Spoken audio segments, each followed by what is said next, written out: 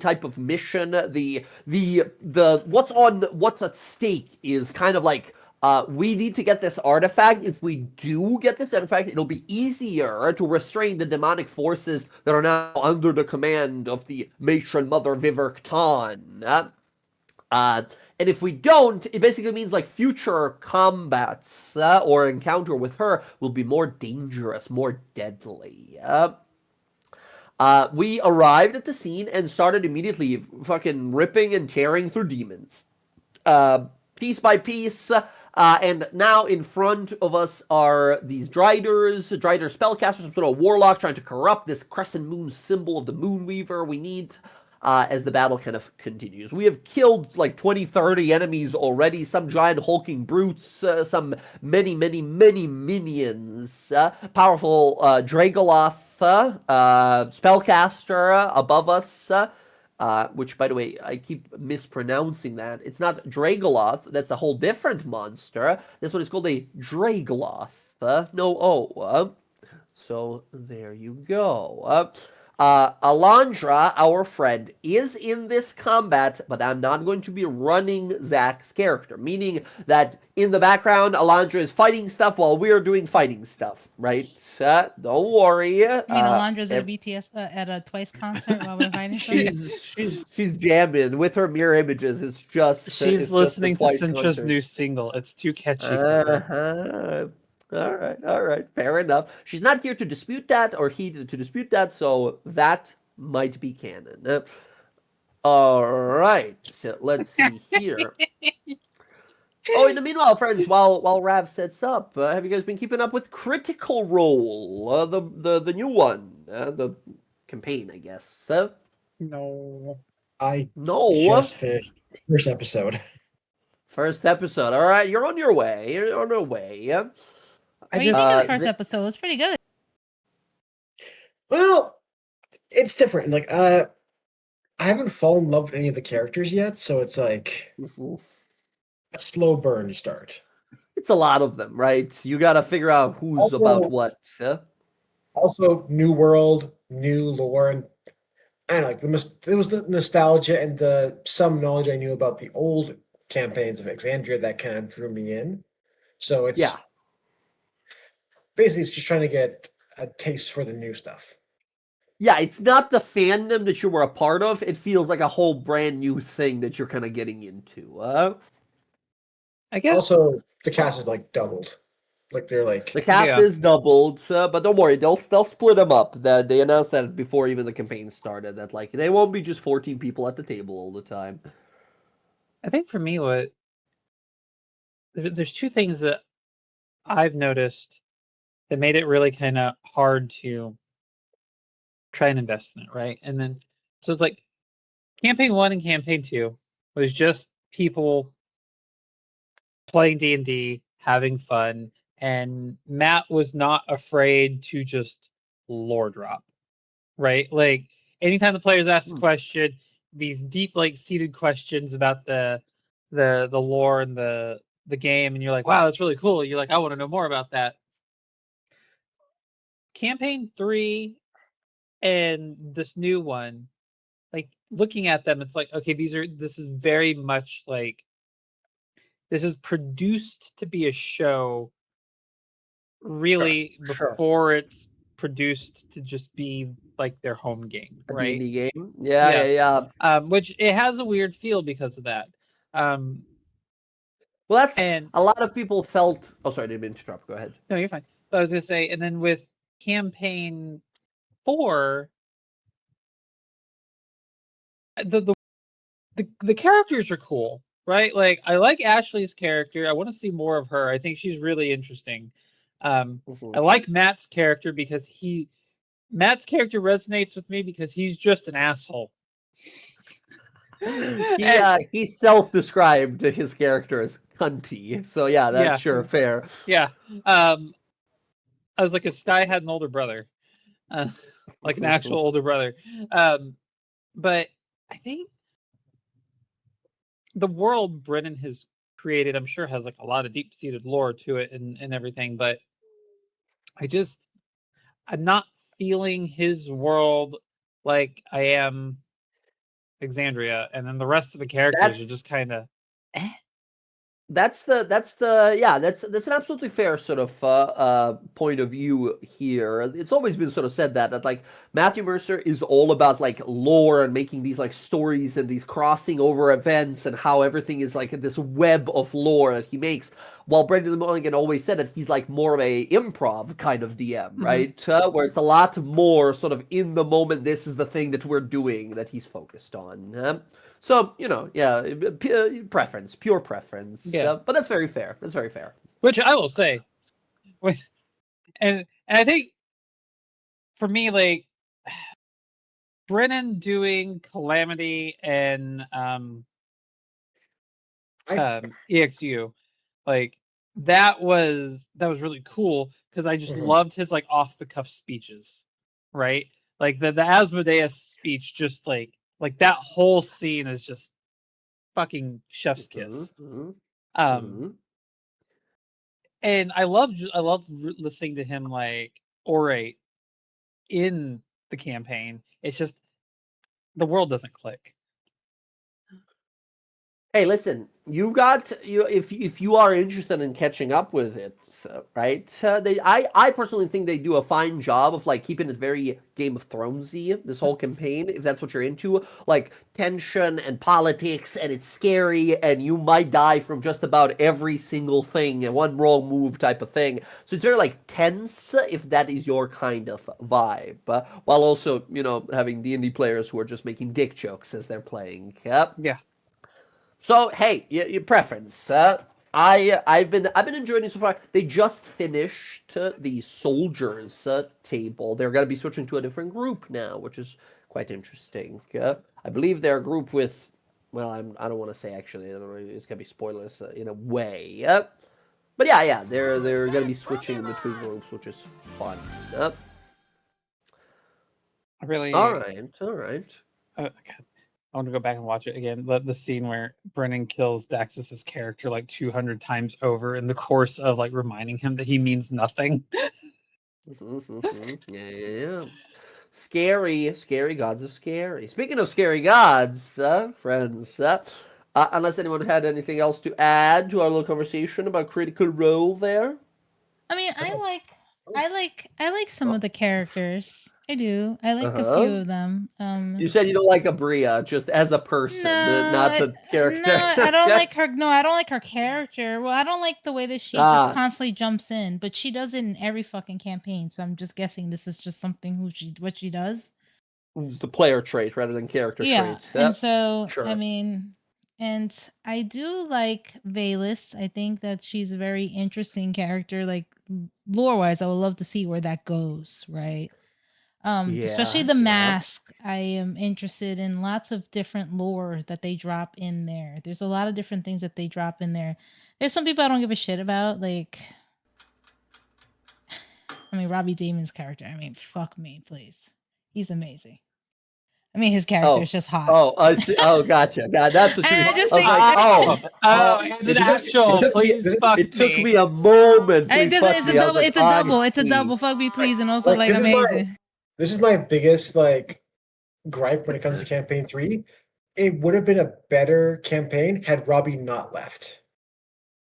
Oh, in the third one, I agree. He's left for a while. Well, that was a little weird, homogenous, I think, space they were in. They were like, is he a part of the main cast? Kinda, but not really. The fandom loves him, but he's not part of the main core cast, so he leaves.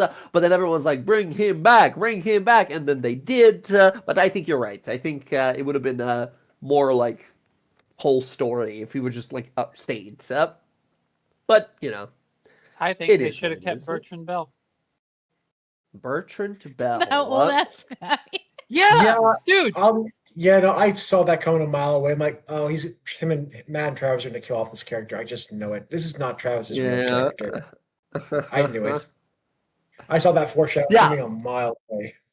I don't know. I am a big fan of Critical Role, always been, but I've always said this before that I love storytelling. I love the way they play their game. I love that they're having fun and such. I was not a big fan of Campaign 3. I watched it, but I think least favorite of the 3 for me, just because it was everyone made jester, everyone made crazy chaotic characters that just like go crazy at all. They just chimp out at every opportunity, right? I was like, all right, all right.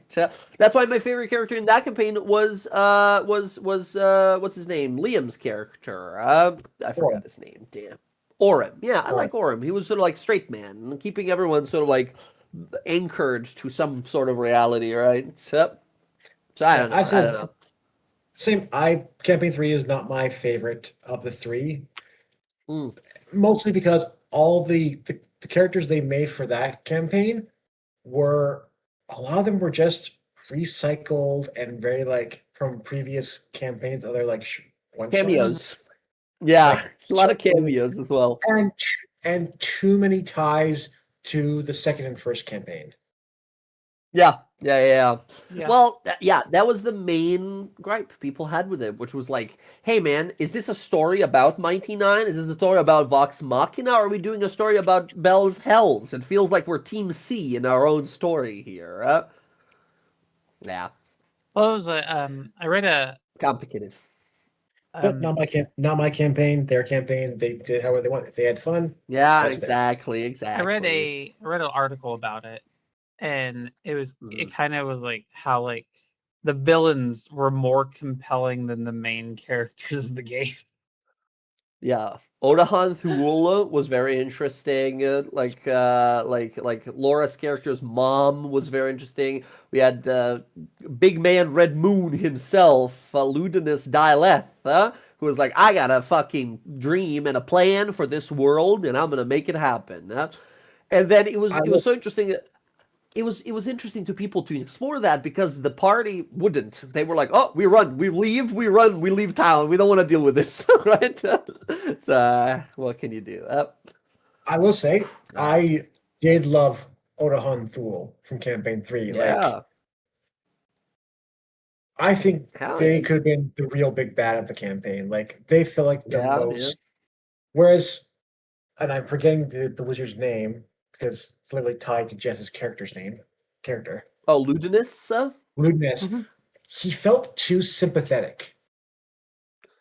Yeah, I think that was Matt's idea. I think that was Mercer's idea of like, hey, what I'm saying is not crazy. Gods are kind of assholes if you think about it. So you guys should get on my side. So he was trying to be a little more like sympathetic towards them.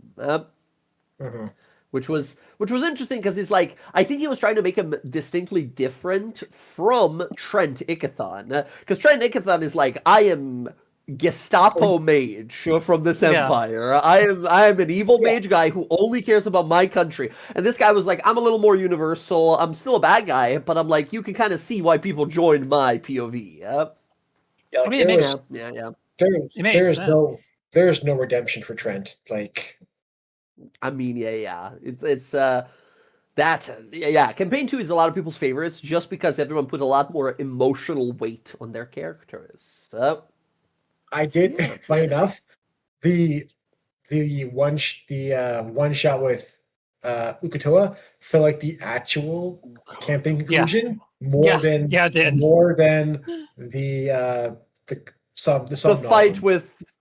Yeah. Because that was sort of interesting, but that was like their take on Eldritch and everything. I was like, what happened? What happened with the giant snake? I want to go fight the giant snake. I want to see what that's about. Because I pointed this out to some of my friends earlier, was that Campaign 2, before COVID, everything was like leading towards Ukatoa as a much bigger growing threat, right? Because you introduced Avantika and the pirate crews and these eyes that, like if all these stones were collected, then he would be released, his seal would break, and then he would ravage the coastal territories. And then COVID.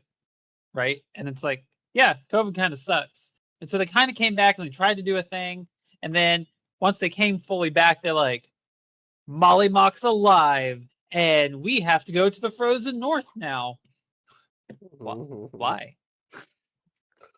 Yeah, that was just sort of like all of a sudden we're going on a different quest. A little bit of a feeling there. Yeah. But I think overall, Campaign 2 had the best like my POV again. Campaign 2 had, I think, the most interesting story because all the characters had interesting sort of stories going on. Campaign 1 was most like archetypal D&D game, right? You have your big bad dragons and an evil god ascending and powerful mages and evil shit, undead as main enemies type of stuff, right? We didn't really have typical enemies for the campaign 2, I think. A lot of the campaign 2 like main enemies there was a guy who was mind controlling powerful god servants, including one of the player characters, and doing spooky stuff with it. And also alien man with peacock tattoos over his body. Very like sort of like abstract kind of stuff. But yeah, fun stuff. Fun stuff to sort of reminisce on. Rav, I forget. Did you watch Critical Role? So I don't actually remember. Critical Role. I watched most of season 1. Did not watch any of the role playing for season 2 or 3 or this new one. Mm-hmm. I did watch the anime show for Vox Machina. I enjoyed it. And I just binge watched Mighty Nine. I didn't even know it was out. So I just finished that last night. Hell yeah. Too short. Hell yeah. What a crime. They made, 8 episodes for a show called Mighty Nine? What a crime. Right? All right. It was so good too, and ended up like I felt it should have had a bit more of a cliffhanger because that episode just kind of ends, and you're like, "Is there number 9?" Yeah, I'm like, okay, I'm excited for next week to watch the next one. What do you mean there is no next one? Yeah, I was Yeah. just it's done. Yeah. Also, I do have a Just quick like that. question before we get started. Yes. And this our Oh, talk sorry. is We're campaign a little 3. late to start, but yes. Yeah, campaign 3 made me think about it. Jay, Uh-huh. can I have Odahan's backpack? Her jetpack? Her jetpack backpack? No, the thing that gave her fucking clones. Oh, yeah, that's right. Because he did both, right? Because she could Yeah. like fly with it and such, but it was like temporary type of flight. But it was the magic item that would like mechanically she was a what's it called? An Echo Knight. But it was established in the world that only Kryn Dynasty people can be Echo Knights, right? So it like. It was just, I think, mostly a flavor effect where, or maybe it was a magic item. I don't remember them ever getting it because she exploded, right? It was a magic item. They picked it up and they repaired it and they gave it to Orm. And so he could mechanically do a clone a couple times a day to have the Echo Knight clone thing. She was mechanically, she was a Psy Warrior like Elsina. That's right. She just had extra abilities. I don't know what the name of the magic item was. I'll take a look at it. That's a cool thing. Yeah. I never actually realized. I always thought that she was just a flavored differently. Yeah. What's it called? Echo Knight. That's cool though. That's cool. All right. Well, friends, we've been chit-chatting for a little bit here. Sorry for a little delay, but it's time to get us started. Now, friends, we'll do usual sort of game time type of thing today, which means we'll play for a little shorter here. But that's all right. We're a player down here. We're moving into a bunch of big, scary fights and such. So we'll go as much as we are able to. So that said, friends, pop open those character sheets. Take a look at your features, spells, abilities, all the things that you can do, all the things that you've expended already in this combat as we get ready to jump right on in. We already did a little recap. So I... Oh. Uh-oh. Did we lose Jay? Oh, that's not good. Mid recap? It's April Fool's.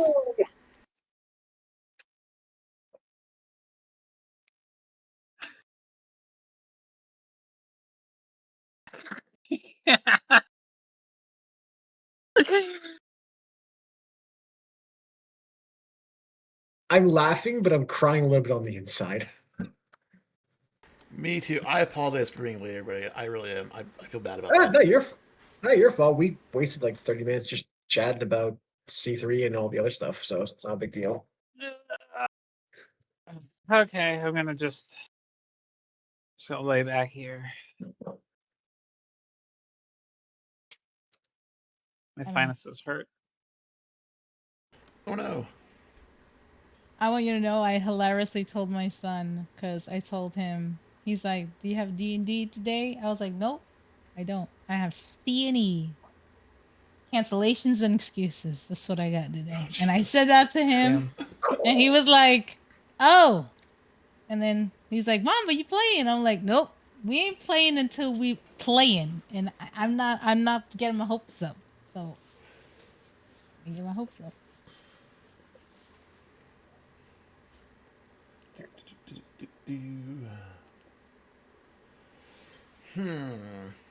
Well, I'm live. Just heads up, everybody.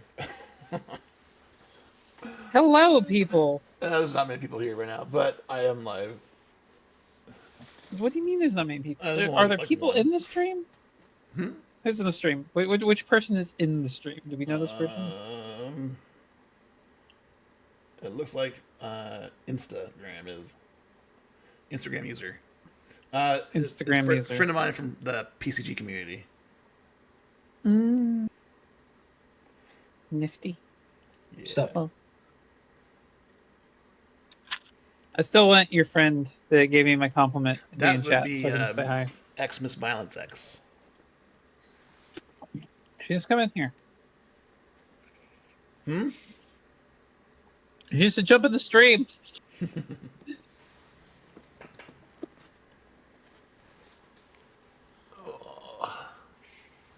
It was a day today.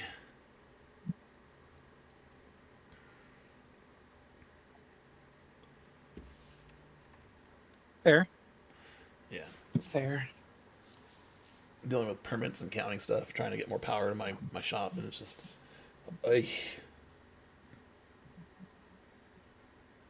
I was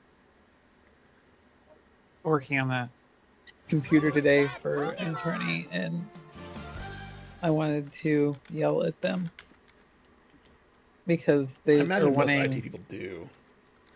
So this guy is very adamant You that are he has live, to shall I have... mute? Oh, no, you're fine. Okay, so make sure you don't dox yourself.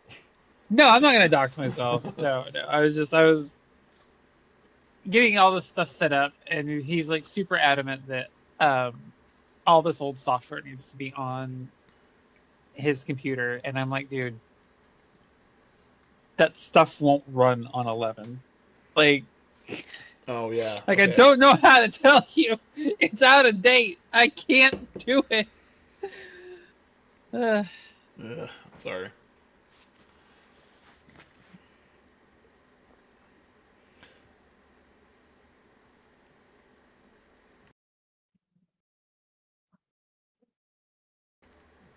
That one.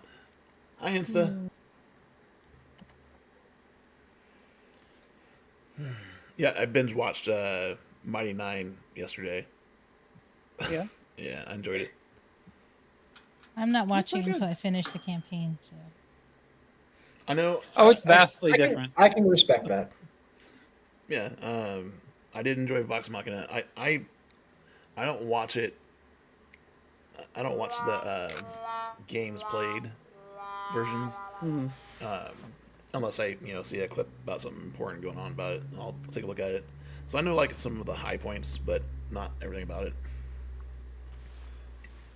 It definitely helps knowing the campaign to know the Easter eggs that show up in like the animated series. Yeah. I like Jester.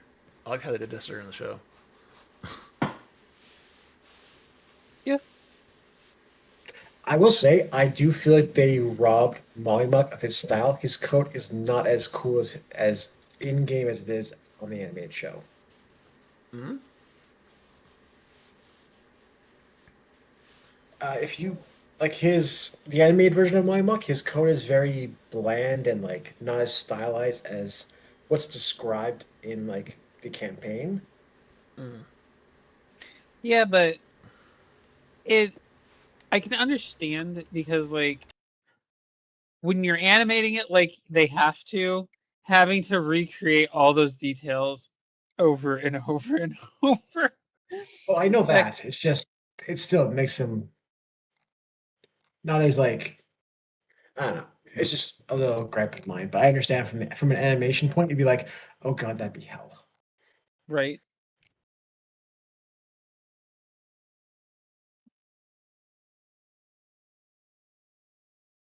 I assume they'll do it to when they get to that point of the campaign, and it'll be like I won't spoil it for. I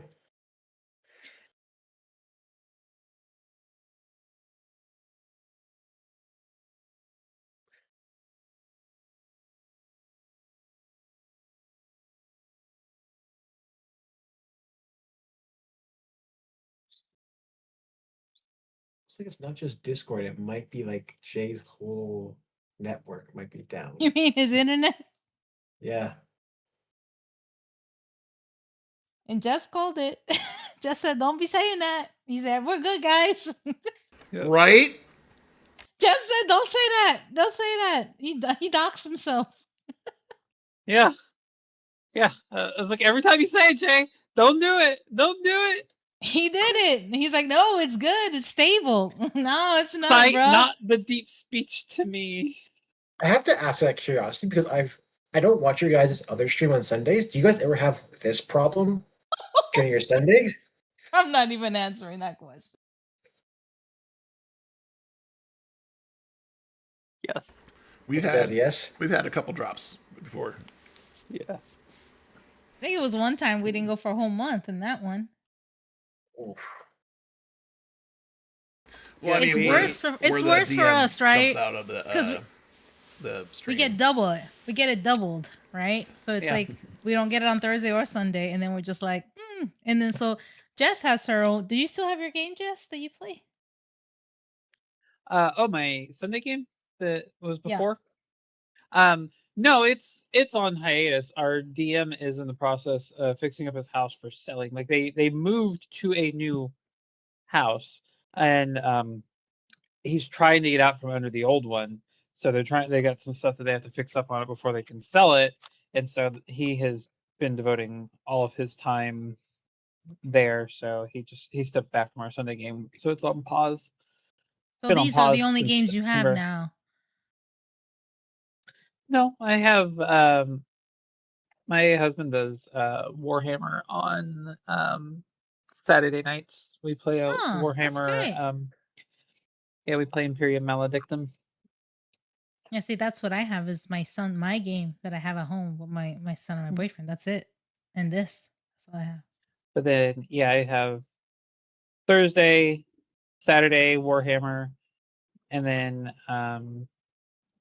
So is your this one. Warhammer game like? Is it a role playing game or is it the actual game? Yeah, it's so it's a role playing game. It's called Imperium Maledictum. Oh, I haven't heard of it. I've heard of Dark Heresy, but that's the 40K Yeah. one. So we play a lot of different systems. Like we've done Saturday night Warhammer consistently for years. And so we've done Only War, which you play as just Imperial Guardsmen, and you have to make multiple characters because you basically play as like a unit, right? And you just pick the character you're going to play, and we always have a contest to see who can survive the longest on their character, right? Before you get killed, and then you pick up another person, right? And you play another person. Jay's back on. Oh. Then we've done Dark Heresy, we've done Rogue Trader, but Imperium Maledictum Warhammer is I've done really is the I play orcs in 40K. Hello. fair. Hey, there he is. Hey, My God. Power blipped out for a second there. Sorry about that. I'm back. See, Oh what did we tell you God. about tempting fate the other day? I gotta chill out. I gotta stop. I thought I could. Was a Jay. little slap on the wrist. Jay, you're not Casimir. Don't fuck with fate. Yeah. I thought I Someone could do it. embraced Destiny his ass and said, "Here's your nat one for your internet and power."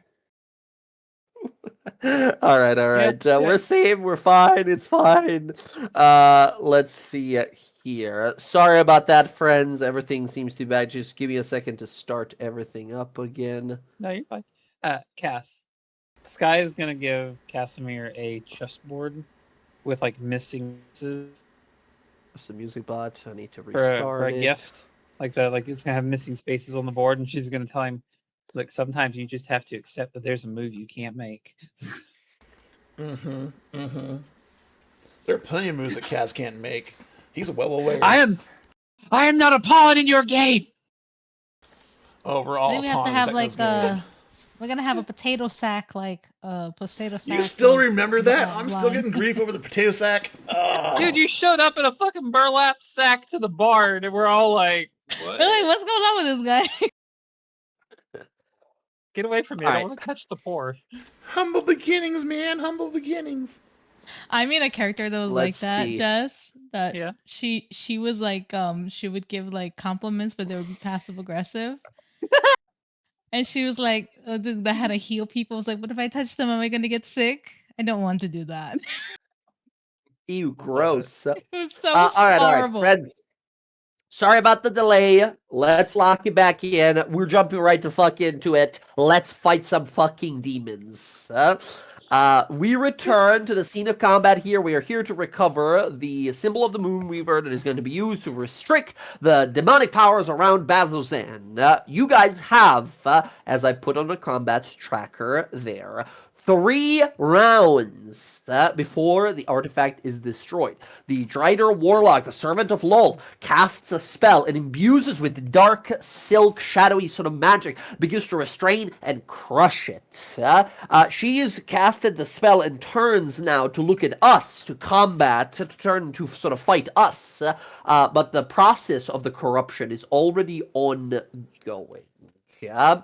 To dispel this horrible magic that is placed onto it, we gotta either try a powerful dispel of some sort, or someone will need to get into the actual melee with this artifact onto that little island in the middle and attempt some sort of a arcana or religion roll. Where they can try to chant some words of prayer to the Moonweaver, or perhaps some arcane sort of incantations to dispel this curse effect.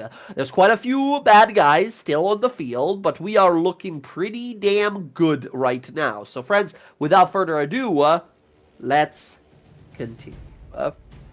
We start with Odo. Odo, it is your turn. You're sort of further in the back line there. There is still one left, Dragloth, this 4-armed Hulk creature that is surrounded by mountains of Ettercap bodies that you yourself and your party has slain. You hear Talion call out there's a bunch of dangerous enemies further to the north. You see Ayla charge on up those stairs. It is your turn now. Okay. Odo, this thing's got 10-foot reach, right? What does? Sorry? This creature in front of Odo. Oh, this big guy. Yeah, best you remember, yes. So he's gonna move over here. Looks good, okay. Alright, and we're gonna take some swings. Everybody's faster than Odo right now, so we'll just try and get this guy out of the way. Kinda give him advantage for the first one. No need. 16 already hits. Oh, sweet. But that's fine. That is a solid 16 points of damage to this thing. It is now well and bloodied. Second attack. Again, hits. Amazing. With the dueling, that's 20 points of damage. Nicely done, Odo. This thing is barely alive. Another hit like that and goes down. Okay. Bonus action. We'll be using the War Priest action. War Priest bonus action attack. Let's do it. One more. Alright, come on, baby. Easily hits for a total of an additional 20 points of damage. 60 damage from Odo that turn, bringing this creature down. Odo, you slash at one leg, stab through the chest. Yeah. Before, on the last strike, can he use his Force Gauntlets? Or is that a no? You can. You absolutely can. You're trying to sort of blast jump yourself away. Yes, Yeah? Odo is. DC 15 fails. You blast the one time it fails. Every time you needed this to succeed, they always fail. You slash, and boom! On the last one, blast this guy away. Body crumples, falls into the distance. Alright, he's moved Nicely 10 done. That's the last of the Hulks. He's moved 10 feet, so now he's going to move his other 15 over here. And that's his turn. All right, Odo, that's going to be you. Kaida can move and give a help action to someone if you want to. Next on up. Yeah, she'll... well, she can't really get to anybody, so she'll go over Okay. to Ayla. Next on up, we have the Drider Warlock, who has set the corrupting spell in motion. She calls out to you. There they are, heroes, destroyers of Doomeran. You arrived too late, as she unleashes this dark, powerful spell into the magical artifact, and then turns towards all of you. Behold now the power of my mistress! She's going to crawl her way onto here with 40 feet of movement, leaping over this. She's about 10 feet off the ground, just sort of 20 feet off the ground, standing on this like ruin that was in the middle of this now lake here. And she's going to unleash a spell. She looks out across in the distance. Let me just check the range of this. 60 feet. Too little. Too much. Too little. My God, such an awkward spot to be. What is the range of this? 120 feet. This one's going to reach. So I'm going to make a... Well, no, with the passive perception, she just does not know where Talion. Talion, you rolled like a million... sorry, you didn't stealth, right? You just dropped down? Nope, I rolled 21 for stealth. That's right, that's right. You drop down and roll for stealth. So this lady does not know where you are. She has only one really person she can easily attack here. She sees the top of Plig there. I'm going to roll a luck roll here. She's going to throw an AoE ability towards Ayla here. I'm going to roll a luck check to see if she accidentally ends up getting Talion in there. I'm going to just roll here. We'll call it even or odds. If you get it right, you are out of the zone when it happens. Odds. Odds it is. She lobs it towards a people that she can see here. You guys see this flame of jealousy, a 10-foot radius sort of explosion. So rather than towards Talion, it is going to be over here towards Plig, Kaida, and Ayla. I need a DC 16 save from Ayla here, as well as Kaida. Now, I think Kaida is gone. I don't think Kaida can survive this even on a success. What's the save? 16 is the save, but it's half damage on success, and it's already 28 damage. What's the save? Sorry. It's a dex save. Dex save, thank you. You can attempt. Here's Plig. Plig gets a 13 and fails. Kaida with advantage gets a 10. Kaida is destroyed. Kaida survives. Yeah. Oh. The adamantine armor for one hit. That's right. Survives one blow here. Barely standing. Very good. Okay, excellent. Ayla. Ayla, need a dex save from you as this 10-foot radius explosion, this flame of jealousy hits you. Ayla has advantage from Ayla, that's... Not on saves. Remember, help action only helps on attacks. My bad. Apologies. All good. Ayla, that is 22 fire, 6 necrotic damage to you. Plig also takes the same 28 points of damage. Plig's not bloodied yet. He's a big boy, yeah? Alright. That is the Drider Warlock. That is her ability that she unleashes, and then shrieks and points forward, commanding all the others to go on the offensive. Next up, we have the problem one. Up here, all the way in the top left corner, is a Dark Drider Dark Sniper. This one has a movement of 50, and they're going to move like so, hugging the edge of the wall there. They're going to stare on across and unleash some nasty shots. 1, 2, 3, yeah? They are gonna do some real damage here. If they hit, this is the scary part.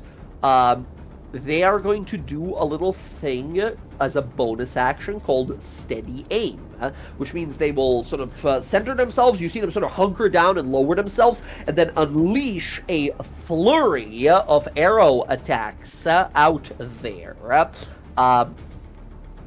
Alcina, they are going to line you up here all the way in the back. Now, you would usually get a ton of cover. You would get 3/4 cover here. However, this sniper has a sharpshooter ability that says they ignore all kinds of cover as they bam, bam, bam, fire off 3 attacks.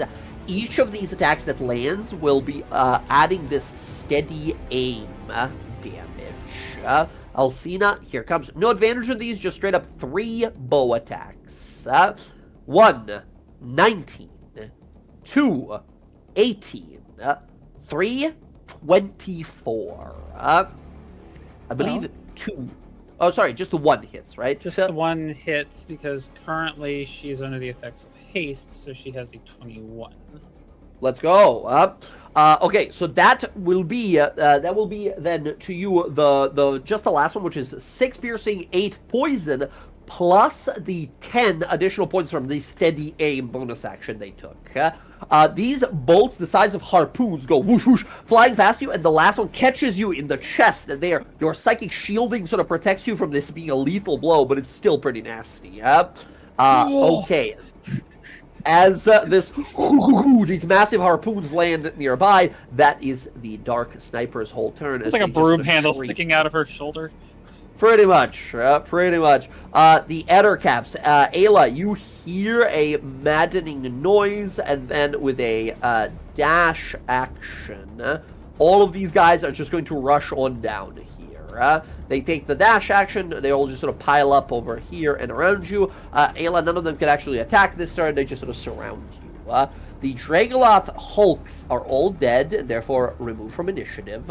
Talion, you hear a bunch of swarming Ettercaps above, and just as you thought it would be, the sniper is probably the most dangerous person on the field, sending these fucking nukes, much like you do, down the field.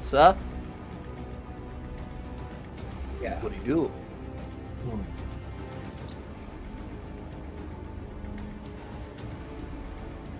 As long as you stay in any dim light on the map here, your stealth, because it was like a 30, no one will see you. As long as you just hug, like, dim light on the map anywhere here, any shadows, you can move as much as you want to, unnoticed. I have 60 fear movement, so I'm actually That's going right, to you're also hasted, have that potion. Yep. 5, 10, 15, 20, 25, 30. I have sharpshooters, they don't benefit, so I'm aiming for her. You can do the same thing she did, right? You can return fire. Yep. Swift death to you who have wronged me. I will mark her with my oath bow. Nice. Alright, adding a sharpshooter. Alright. And I'm even gonna drop another Devil's Soul arrow into this. Ooh, frightening necrotic damage extra arrow. Let's do it. Now, these are Driders. They have that big high AC, Not 23, however, that definitely hits. Alright. That's going to be Kaboom! 46 piercing. Jeez, 46 piercing. A brutal blow. As she's sort of like hunkered down, ready to shoot, a arrow comes through and rips one of her sort of forelegs, these spider legs, off the body, losing balance immediately. 46 damage is huge. Incredible. Alright. And they have to make a wisdom save. So not be afraid of me. They're not a demon, are they? No, that's automatic. That just happens immediately with the arrows you have. She's just straight up frightened. Which means as long as she can see you, she has disadvantage on all attacks against you guys who are down below her south of the map. Right? Incredible. Alright. Attack. No sneak attack to this one. Yes. Same target? Same target. Alright. Oathbow shot. Elfbow. That is a 21 minus 3 for a 18. 18 misses. 18 is an incredibly good roll, but it splinters off the tough hide. Accuracy? Elven accuracy, you have advantage, and therefore you have super advantage. So one more d20 roll, plus your 11 modifier, minus the 3 bless thing. Bless/archery. Not quite.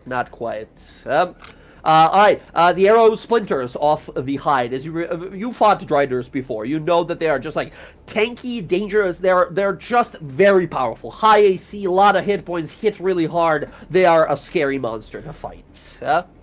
Actually, Okay. I'm gonna use a reaction to do chronal shift on myself. Oh, so sorry to mention here. Talion, roll in one more time. We'll use that 17 minus 3 as your Elven accuracy for the first shot. So, because you could have rolled a natural 20 on the first one, right? With the third roll of the advantage, or the super advantage. So, technically, you can roll one more, which would be the third re-roll of the second attack. You know what I mean? Yep. So 19 minus 3 still misses. I also Alright. I want to use my reaction to use my chronal shift on myself to re-roll an Ooh. attack. Oh, super clever. Reaction, go ahead and re-roll it one more time. My god, so many rolls. Let's go. Nice, that fucking connects. Let's go, roll that damage. No sneak attack, but you have the Elven Bow effect. Yes. I did not include Oh, that's a lot of damage. I did not include sneak attack, so this is just what it is. It's 39 damage. That's huge. That's amazing. Devil Soul arrows here doing work. Odo's one of the finest things that Odo has crafted for you, and he's made some deadly arrows for you before. 39 points of damage. This thing is bloodied now. Boom, boom. 2 massive shots to the chest. The cough, and immediately you see this like vile black blood pouring from them as they see these arrows that are glowing inside their body. And we see their vision begin to blur, and when they look out towards you, you are kind of shifting and moving your vision to them. You look like a devilish figure with massive horns. It looks like you're like loading up a hellish trident in your bow that you're about to shoot at them. They look over like, "Oh, Lady of Darkness, save me!" They're not immune to fear. No, these guys straight up are frightened. All right, so I still have 30 feet of movement. I'll move 5, 10. Keep in mind, this person will stay frightened as long as they can see you. That's the frightened condition. 25. And unfortunately for them, you learned that they have super good perception, right? So if you're slightly obscure, they can still see you and be afraid of you. Perception working against you. Yeah, no, I'm not hiding. I'm letting them see me right here. Yeah. Hell yes. You do have a bonus action, I believe, still. Yeah, like very Greeno versus Malcolm Merlin, like standoff. with archers. Ooh, hell yes, hell yes. They're looking at you horrified. Nicely done, Talia. Nicely done. Very good. Next on up, the Warlock, the Drider Warlock, is going to take their one and only legendary action to fire a Necrotic Bolt. Ayla, this is going to be for you. Ayla, that is a 18? Which I think is your AC? I think so. Jen? We lost Jen. That is her AC, it looks like. I'll add the damage on and we'll let her know when she shows up. That is 17 damage to Ayla. Hello? Roll20 is fully frozen for me. Am I gone again? No? I'm back? Can you guys hear me? Yeah, we can hear you, Yeah, Jay. We just Oh, can't what hear the hell's happening? Okay, there we go, there we go. We're not getting a response from Jen. Oh, Sorry, I'm Jen, you there? Yeah, I'm Oh, here. there you are. Jen, 18 to attack you, 17 points of damage. I took it off you already, yeah? Okay. You got blasted by the Warlock. They're a 1 legendary action. We now go to the Drider Soldiers. They 3 all just take a dash action. This one, they can move 40, so a total of 80. This one goes here. This one is going to go up above, try to get a little, like, jump attack on you guys. And this one, with its strength, can easily leap these 2 and starts making its way down. Driders. Powerful impacts, these massive stabbing needles that are sort of ripping through the stone floor beneath them as they rush forward. Alcina, it is now your turn. Elsina, you're down here. All of these sort of like minions and hulks are gone. You see Ayla is in a bad way. There's a lot of minions surrounding her. Okay.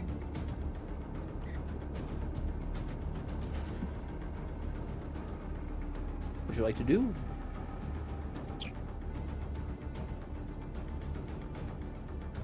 Got a lot of minions, got a lot of people, got a lot of ground to cover, got 3 turns. Now remember, before that you thing's done. you hit really hard, which means that, like with these minions, you can cleave a lot of them, right? So in Yeah. one hit, you can kill like multiple of them, depending how like adjacent to who you are when you strike.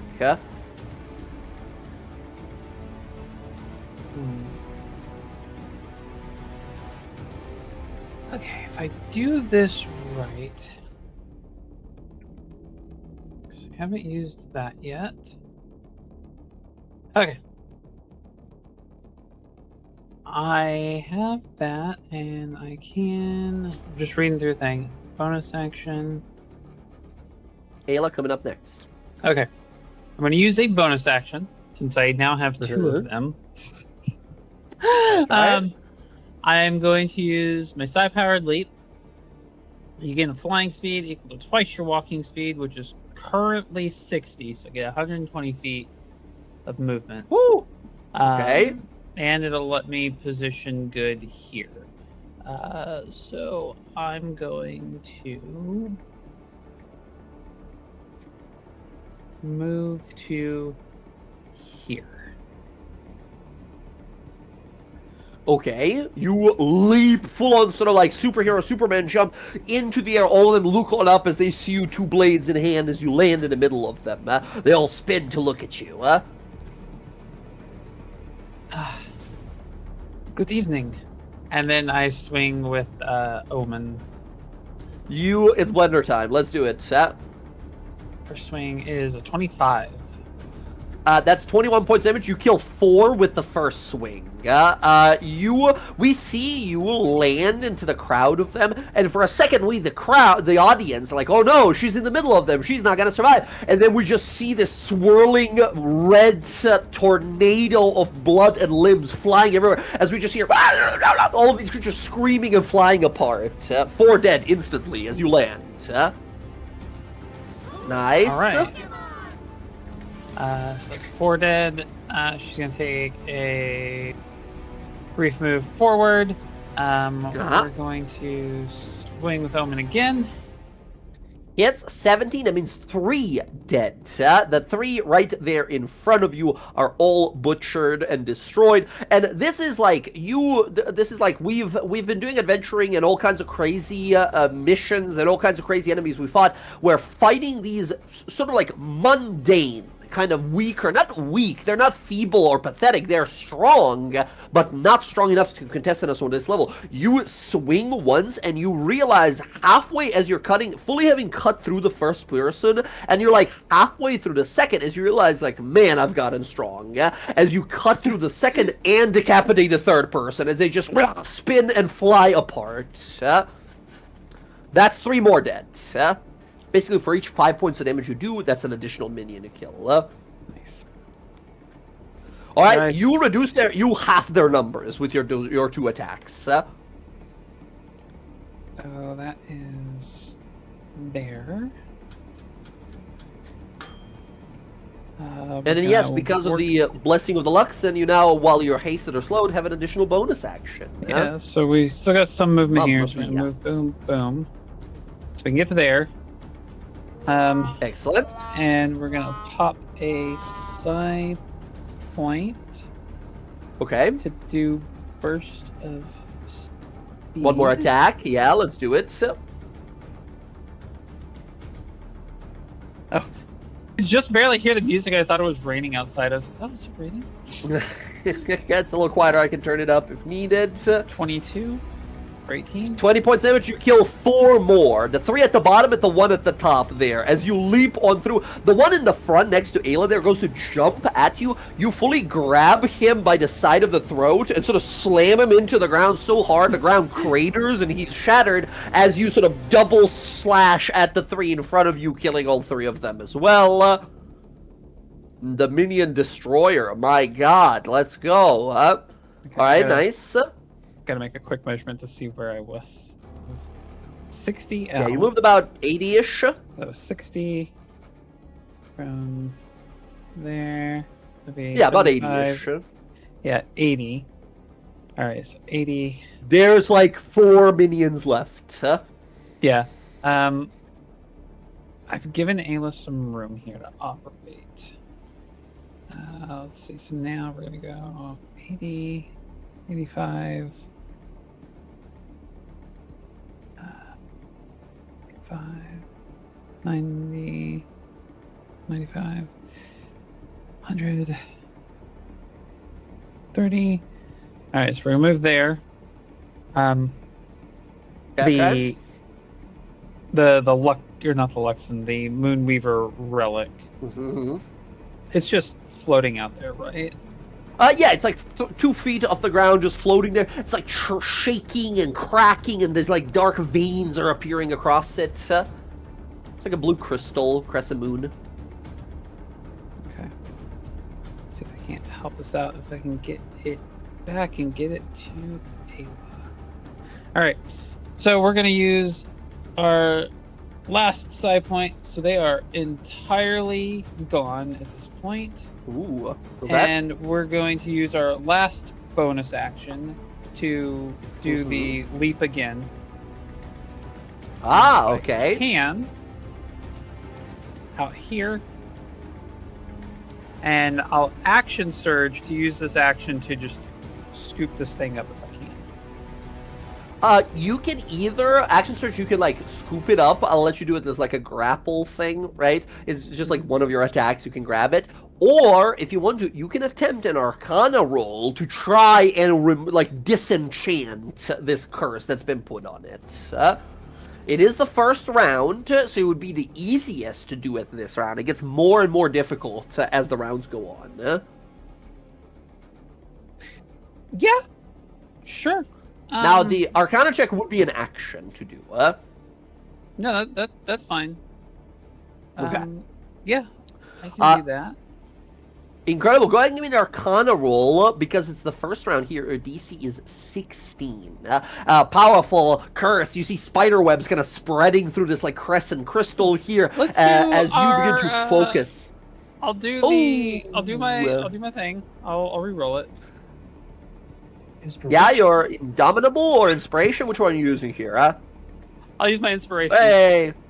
And Inspiration for 16, exactly. Incredible. Alcina, you see this dark corruption spreading through a crystal. How do you dispel it? Is this like a physical sort of ripping away of the curse? Do we see some sort of psychic power? Like, how do you dispel this curse from it? Seeing kind of like what it is, kind of like how the like the red and everything, kind of like what she's studied about, like the things that not Alcina, but that like Alondra has been doing and working with that, and her own interactions with this stuff is she takes her left hand, which is like the physical one that has like all the like residuum corruption and everything going up it anyways.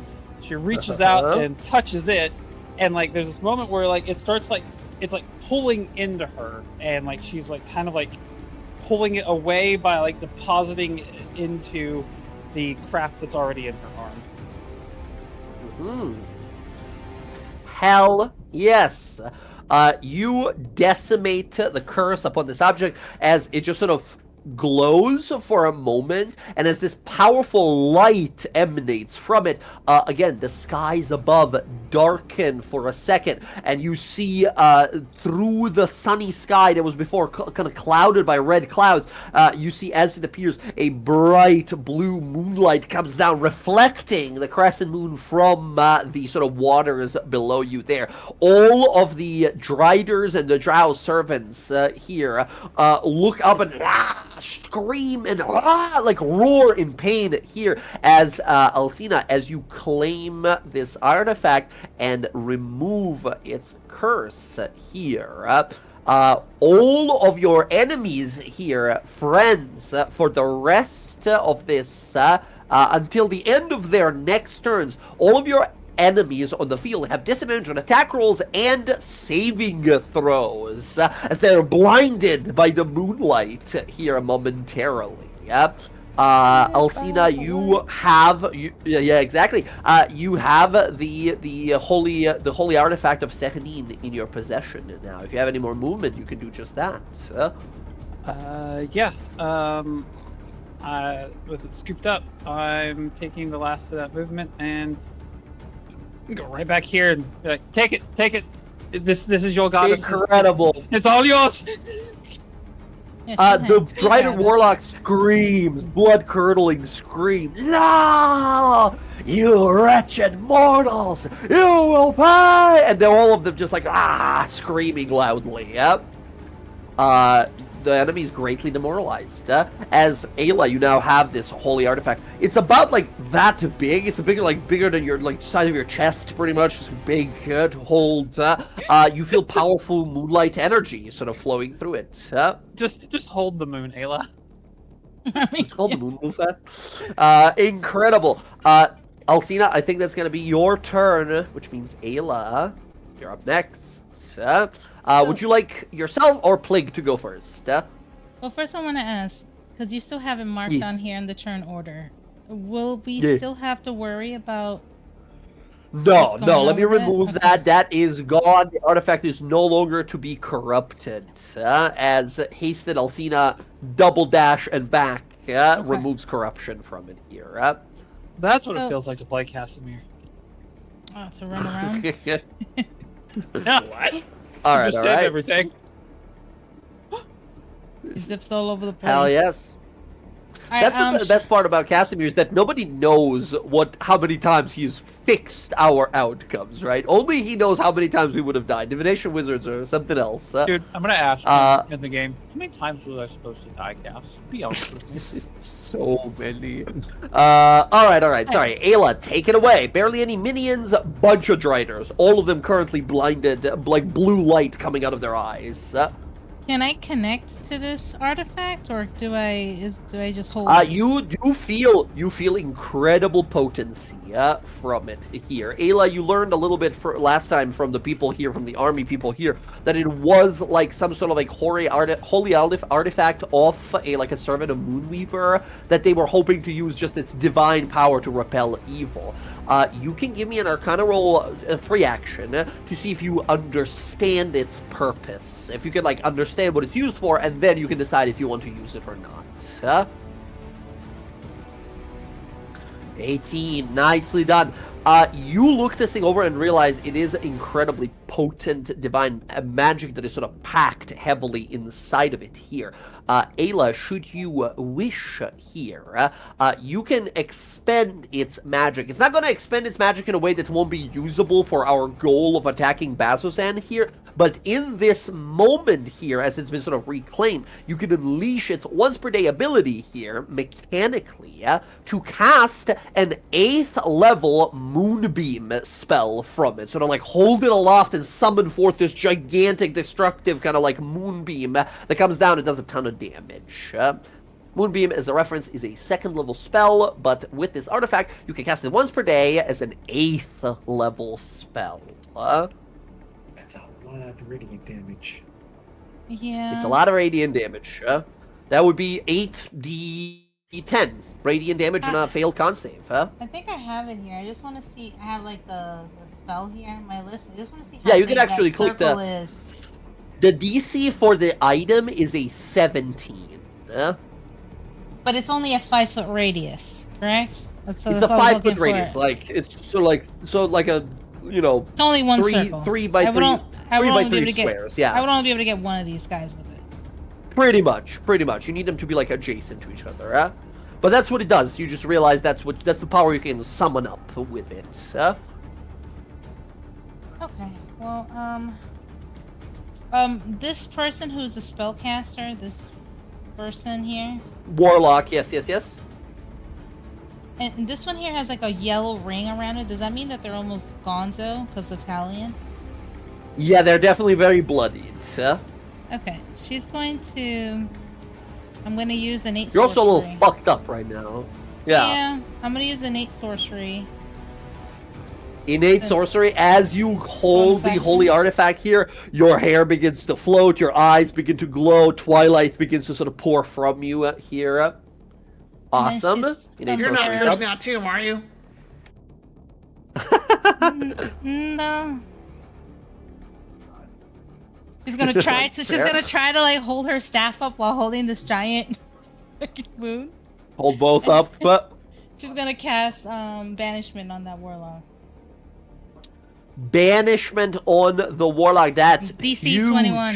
DC 21. I believe you are within 60. Yes, you easily are. DC 21, and they have disadvantage because of the moon. That's a 14. This person shrieks and is dragged back to whatever hell they've come from. Nicely done there. Nicely done there. Ayla, if you just concentrated on this for 1 minute, they're gone forever. Because they are a hellish creature. They're going to go back to hell.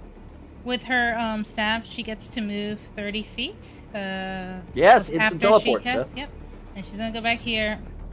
Because she is fucked up. And she's gonna have... Teleport back, very good. She's gonna have Plague trying to, like, hold the line here so that way she doesn't, like... She's gonna move over so that way... She's gonna move Plague over so that way Odo can go up. I just want to make sure all of these things are dead down here, right? All this stuff, all this is Everything. dead? There's not a single living person there. That's Okay. that's just corpses. Corpses everywhere. So she'll have she doesn't know, she's gonna have Plague kind of like position himself. I gotta change this line. Like go this way, charge through. This Gotcha. way to try to take Yeah, these Plague- out and the Drider. Plague will absolutely try to destroy these creatures here. Plague has a little ability. I need you, Jen, to roll a d6 to see if he regenerates his special ability he has. 4. Oh, sorry, no, not yet. Actually, I don't think he used that last time. I don't think he used his devastating leap. He can make a big jump and then land there, and people get sort of like pushed away from him when he jumps. He is going to leap, so no need. We'll use that 4 for next time, so he won't have it next turn. But he's going to jump right here, pushing and killing these remaining minions here. And then the big Drider actually is the one that needs to make a con save. Giant Boar leaps up into the air, lands there, cracking and breaking the floor beneath him. 17, that's a success on the Drider. The Drider takes half damage, but is not knocked prone. 18 becomes 9 thunder damage. Leaps up, boom, explosive landing. There we go, and he's just sort of blocking the path for you there, Ayla. Nice. Yep. That's all my, right. That's my. Well, I have more movement, but I want to stay here so I can be able to at least get closer to people if they need it. Very good. Very good. Yeah. Very and that was my good. movement, my action, my bonus action. She's trying to hold this moon to her chest really tight. Incredible. I gotta make a little quick roll here. No. And then no. Okay. They think you just fully disintegrated their boss, the Warlock, right? They don't know that you're concentrating on a spell. They're trying to figure out, like, what the fuck just happened. Ayla, they're going to be not focusing on you because of that. Odo, top of initiative, we go to you. Oh boy. What you got for us? He's gonna move. Where's he moving to? It's getting rowdy. It's getting rowdy. Yeah, he likes it. He's got stuff to prove. Hell yes. 25 feet there. He should be within 30 of everybody. For his action, he's going to use his Firewatch Van Braces. Ooh, nice. Fire shield. The new magical item you just got here to cast as an action, your Fire Shield spell. Which one do you cast it at? The warm or the chill shield? Whichever one's against fire. I'm pretty sure it's the warm one, right? So the way it basically works is, let me find the Vam Braces. Where did we put those? Did I put those in miscellaneous and armor? Where are those? I can cast Fire Shield. Firewatch, Van Braces. So, check it out. Fire Shield basically says you have two options. Okay. You get resistance to fire and you reflect cold damage, or you get resistance to cold and you reflect fire damage. Which one would you like to do? Reflect fire damage. reflect fire damage. So you have you will have resistance to cold damage then, just so you know. And this is a spell you just sort of put on yourself, and you don't need to concentrate on. This is just on you now for 10 minutes. One of the 2 charges that you use up. I'm sorry. I want us to have resistance to fire because we saw that fire. You want to resist the fire, right? Yes. So that's a cold shield. I know it's very confusing, Yeah, sorry, but we'll it's do yes, that one. it's My apologies. But that all goes, good.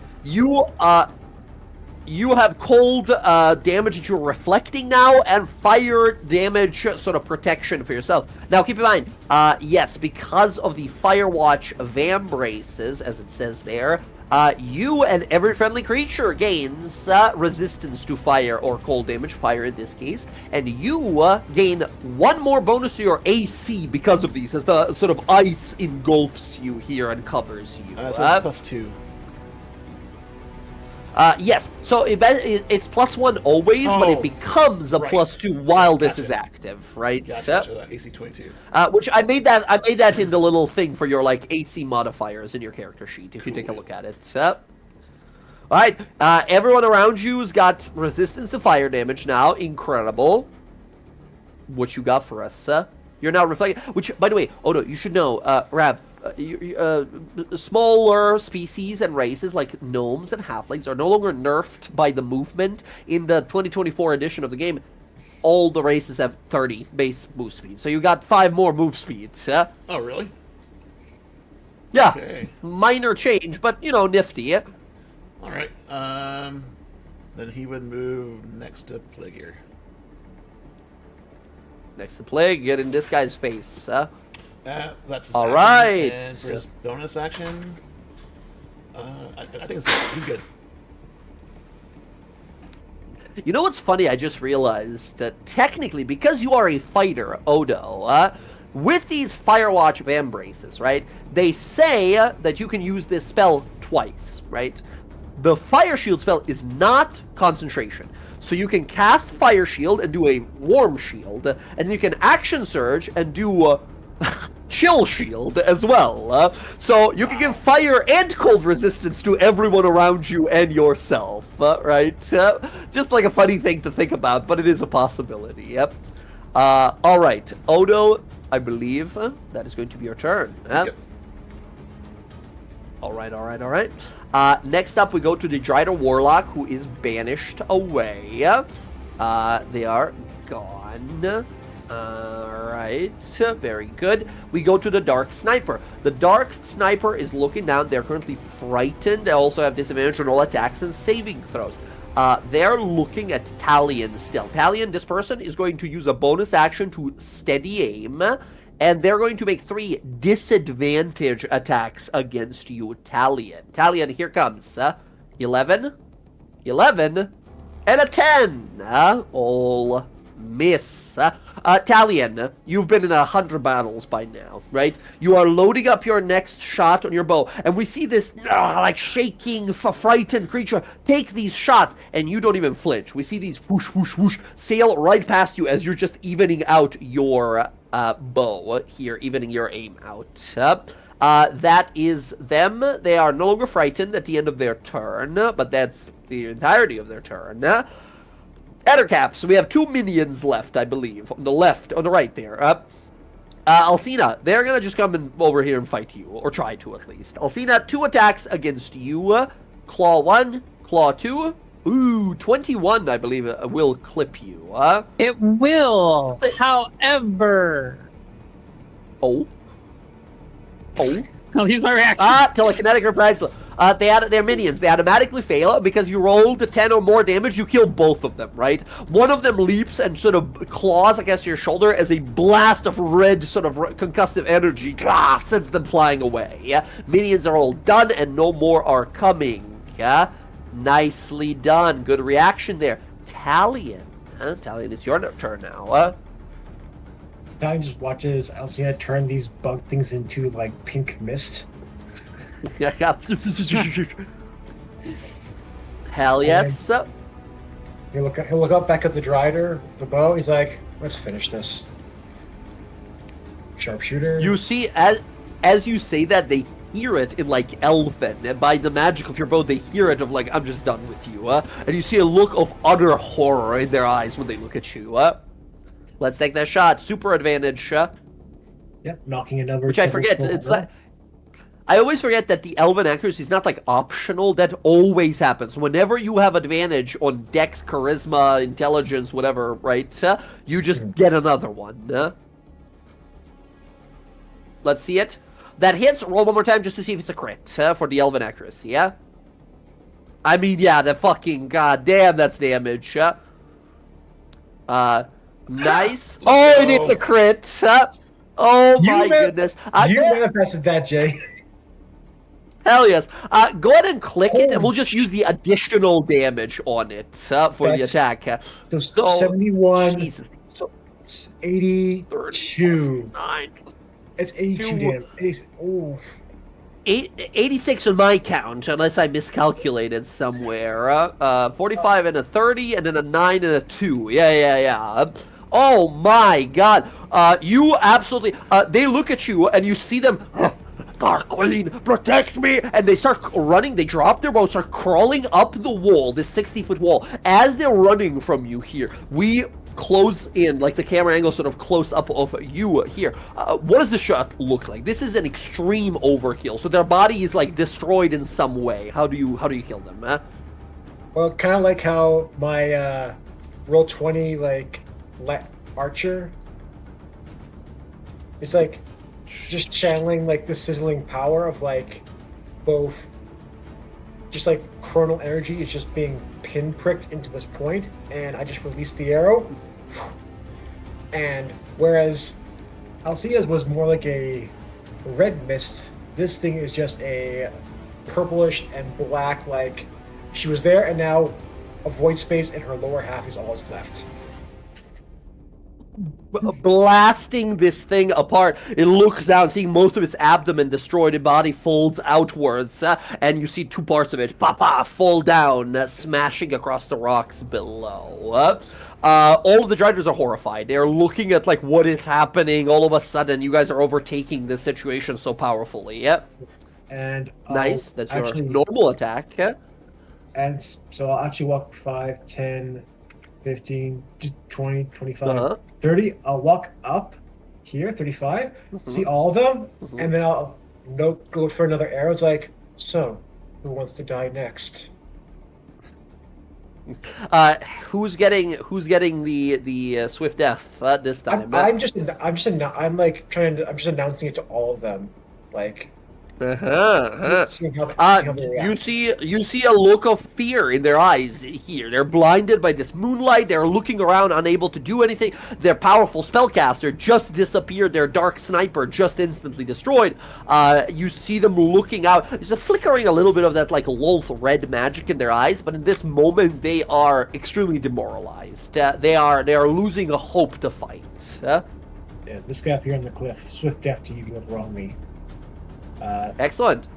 No sneak He's attack. up about 20 feet, which means he would have cover, but you don't care. So, take your shot. I'll knock another Devil's Soul arrow. Oof, okay. That time, 24 minus 3. Yeah, that will hit. Let's see the damage. That's going to be 41.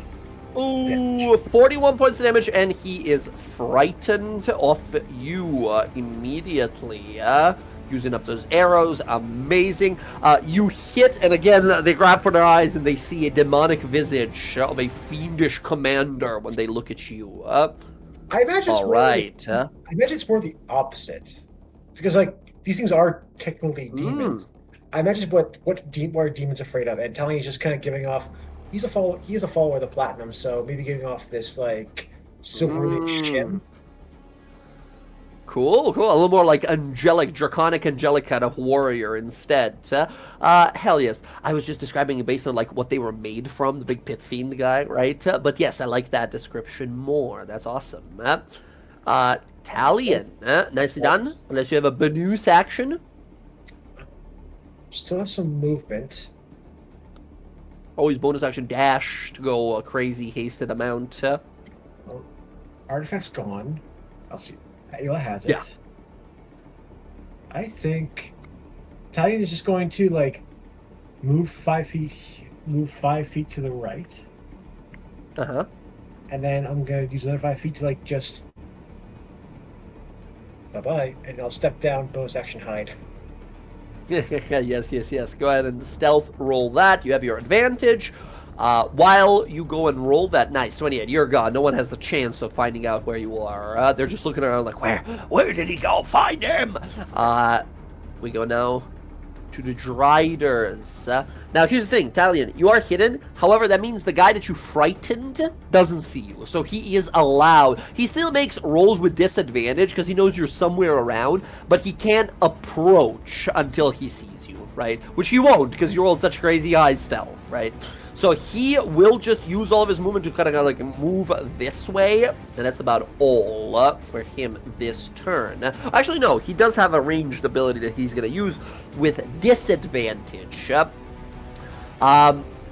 Odo, you're going to have 2 of these Driders rush up to you and fight you over here, while Alcina, you're going to have the guy who's frightened on the right there make some poison burst attacks against you. You see as they open their mouths sort of predator style, kind of sideways and out, globules of poison start streaking out towards you guys.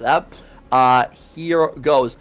Each of these guys, these are Driders. We fought them before. We know they're dangerous. They all have disadvantage this turn for being either frightened or having that moonlight curse placed on them.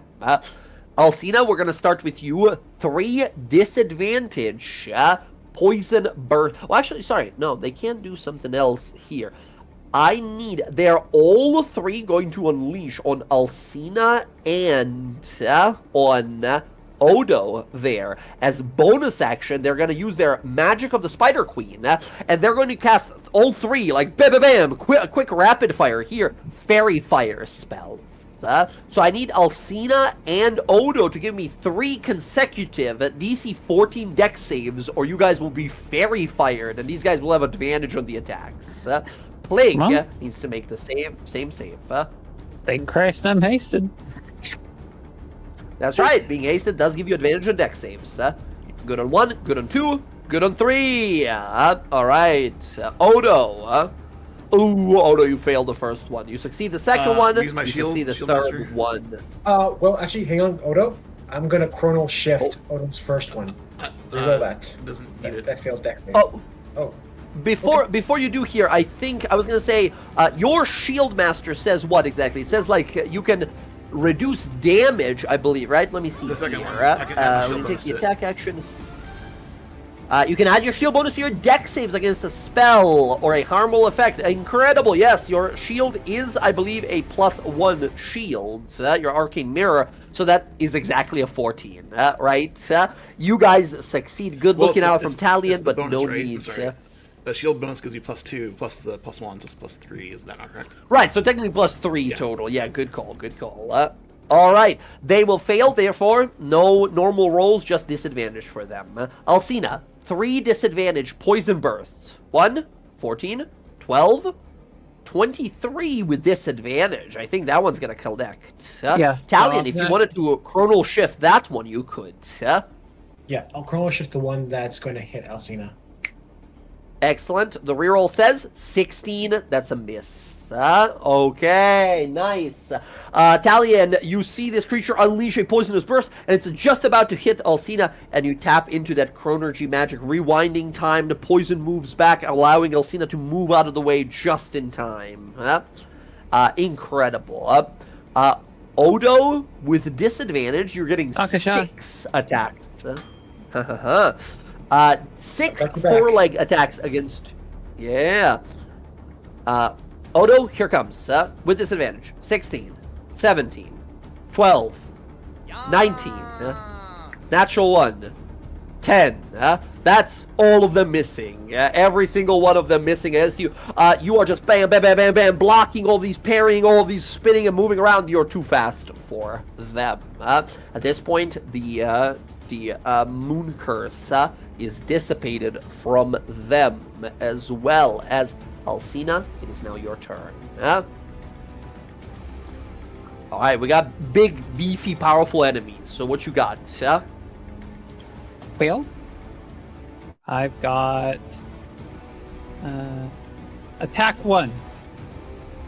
Attack 26. 1. Nicely done. 26, right? For 20 points of damage. Solid. Bam. Attack For 2 damage for taken. 31. Attack 2, now with Vex applying 18 points of damage. Nice. Chopping right through him. Legs are flying off. Attack 3 for 22. Attack 3, this is the bonus action one, right? Yep. Or no, this is the hasted one, or which one is this? Oh yeah, that would I see be it's time. yeah, no, yes, that was time for that was bonus action. First Bonus action for 14. Yeah. Just about bloodied, like almost bloodied. Hasted. Bam! Natural 20. Hasted attack here. Very good. The blender is working overtime. 19 plus 11. 30 points of damage. Massive chunk. Barely, not barely alive, but like well in bloodied. Bonus action number 2. Natural 20 again for 17 points of damage. You kill him with that. From full health to 0. Alcina, you shoo. All of these swings, removing each leg, arm, head, all of it. You disassemble. You dissect this giant bug, man. Incredible work here. Alcina, what does this look like? Is this one slash and we see 1,000 cuts appear on him? Or is it very, like, brutal, each impact chopping and tearing through bones? Like, what does this look like? There's like the first one is like she like swings down, she cuts off like one of those forelimbs, right? Parries around, cuts off a second, stabs up with Time Piercer, swings in for like a second swing, chop off a leg. And then she like kicks up, right? Because she has those big like steel-toed boots. Like she kicks up and drives her knee into its like lower abdomen to get it to rear up. Swings up, stabs Omen upwards, and then drives the Time Piercer in, kind of like as it like further exposes its abdomen and like rips it open. Incredible. An absolute flurry of attacks. Bam, bam, bam, bam, bam, bam, bam, bam. Hits the ground. He has a moment right before the flurry of attacks starts where he's like, the Dark Queen will protect me. I am her favorite son. I will. And then he sees you like a demon moving towards him. And already, before he even realizes his body is disassembled. Incredible. That's, 6 attacks from you. Not bad at all.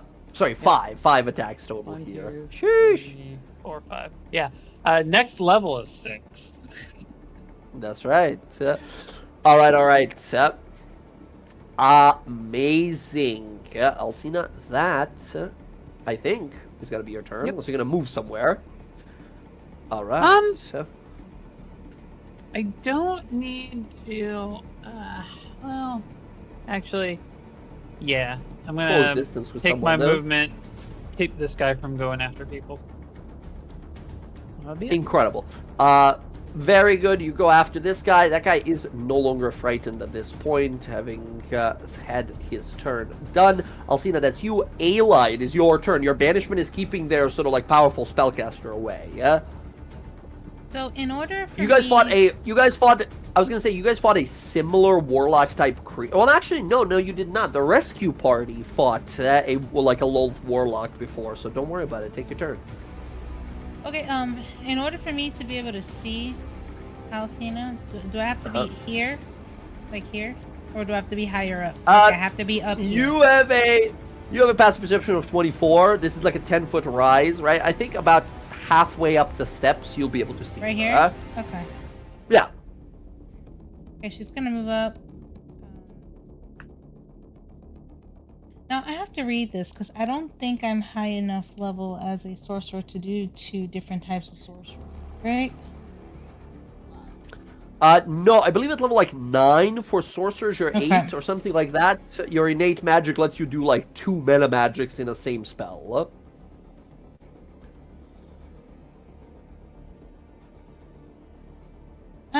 Oh, I will, because I'm kind of fucked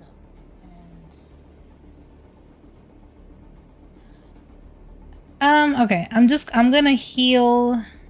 Okay, I'm gonna heal Alcina with the distance spell Cure Wounds. Okay. Distance spell cure wounds. What level are you blasting this? I'm gonna do. Oh, she's kind of. She's down about 40. Yeah. I don't know. I think it changed it, right? Because it's like 2d8 plus. Yes. Right? It's 2d8 per. If you want to be really mathematical about it, it's about on average 10 plus your wisdom hit points per level. Okay, we'll do level 4 just to be safe.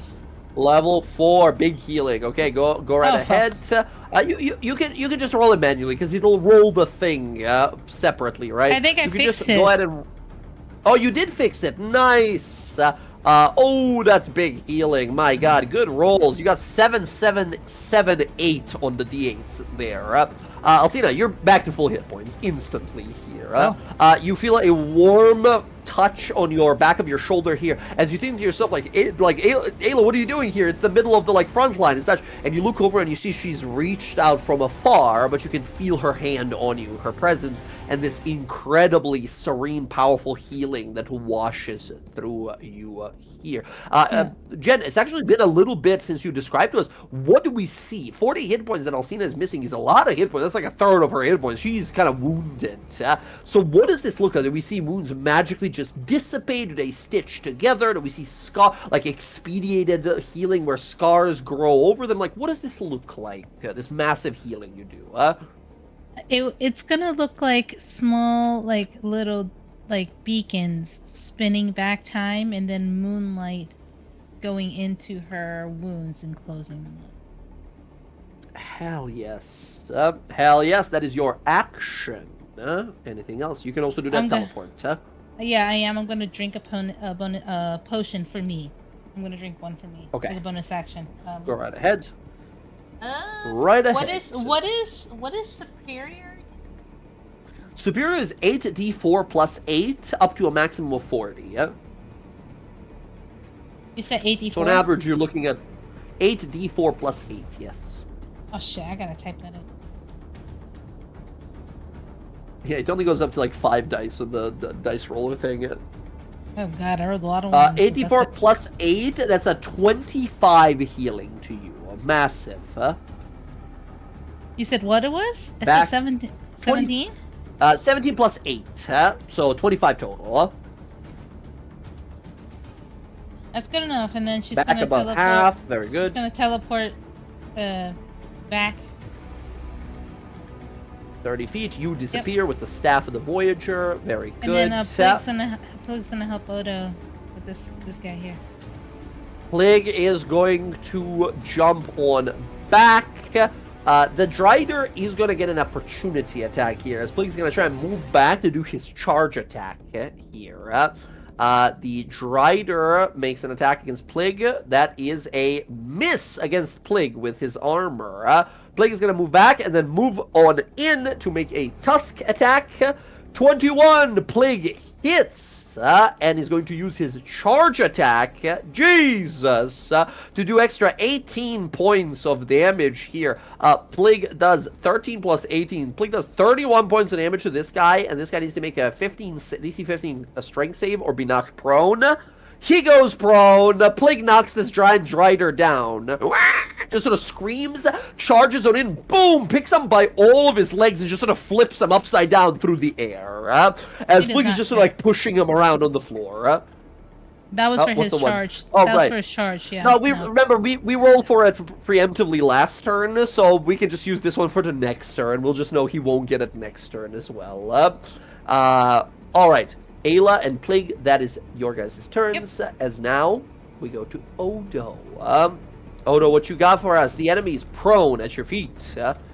These guys have high AC, but you have advantage. Thanks, Plig. I appreciate the gift. Go ahead. 19 is the AC of these guys exactly. Thank you, Plig. Very nice. 14, 16 points of damage to this guy. Close to bloodied. Nice. That is 16, 18 points of damage. Well in bloodied now.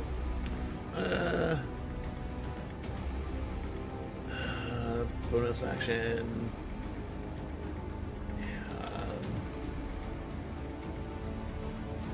He's already down, so.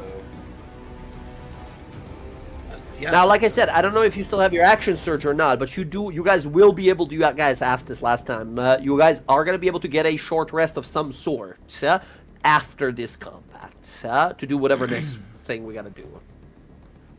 Okay, then yeah, we'll use action surge.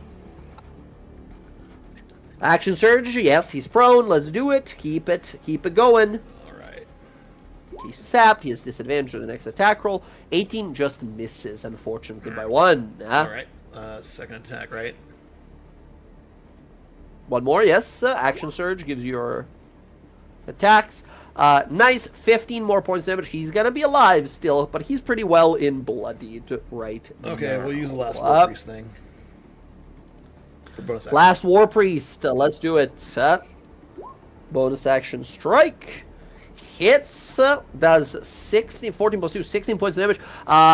Again, from nearly full hit points here. Odo, this creature has not been able to land a single attack on you. Him and all of his allies here. How do you kill this one as he goes to the ground? Well, we can't forget Plague did most of the work there, so as Plague charges in and knocks him over, Odo just jumps in and starts thrusting down finessely with precision at his heart. Incredible. Each time this creature tries to leap up or reach up for you, you slash at a tendon and slash at a wrist and slash at his arm, where every time you counter his moves like a master duelist would, rather than going on full offensive before your foe is beaten and brought low before you slash quickly at his throat. He tries to utter a foul prayer. Yeah. Incredible. Plague just sort of happened to a little happy dance there, stomping on this guy's head. Alright. Last enemy remaining. Kaido will come over here and give Italian advantage. Help action for the next person. Very good. The Warlock is still banished. We go to Talion. Talion, it's time to finish this. Yep. And I'll step 5, 10, 15. He's still marked by my bow, so advantage. Sneak. Another Devil Soul Arrow. Let's do it. Super advantage. That hits. Let's see if it crits. Doesn't crit. So we'll take the hit. Roll it up. Kaboom! 47? 47 points. This guy's bloodied. Like really badly bloodied immediately. Boom! An arrow takes off one entire shoulder as the arm sort of loses any autonomy, yeah? Second attack. No sneak attack. And another... No sneak. Let's go. Another Devil Soul Arrow. Oh, very good. No crit, but a hit. Let's do it. 27, that plus the 9, that ends the combat. Incredible. One arrow blasts off its shoulder and the arm is sort of torn off. This creature screams. The second arrow, as it tries to reach forward with this like poisonous slash arrow right through the throat, tearing open the side of its sort of a jugular and the side of its neck as the head just sort of folds sideways and inward. Queen, falling to the ground. Before Alcina and Odo just like stomping on it right there. Bam, bam, bam. The fight is instantly over. As Talion, you watch the elven runes on the bow begin to fade away slowly. Your oath fulfilled. As the combat is ended, all of you look on out and feel this powerful magic fill this space as the moonlight comes through and forth again. You guys stare on out and you feel a cold chill. Not a chill of stress or panic, but a chill of a deep winter, a darkness and sanctuary. Ayla, very much so reminiscent of your winter home, of Pasea still. This washes across the land here.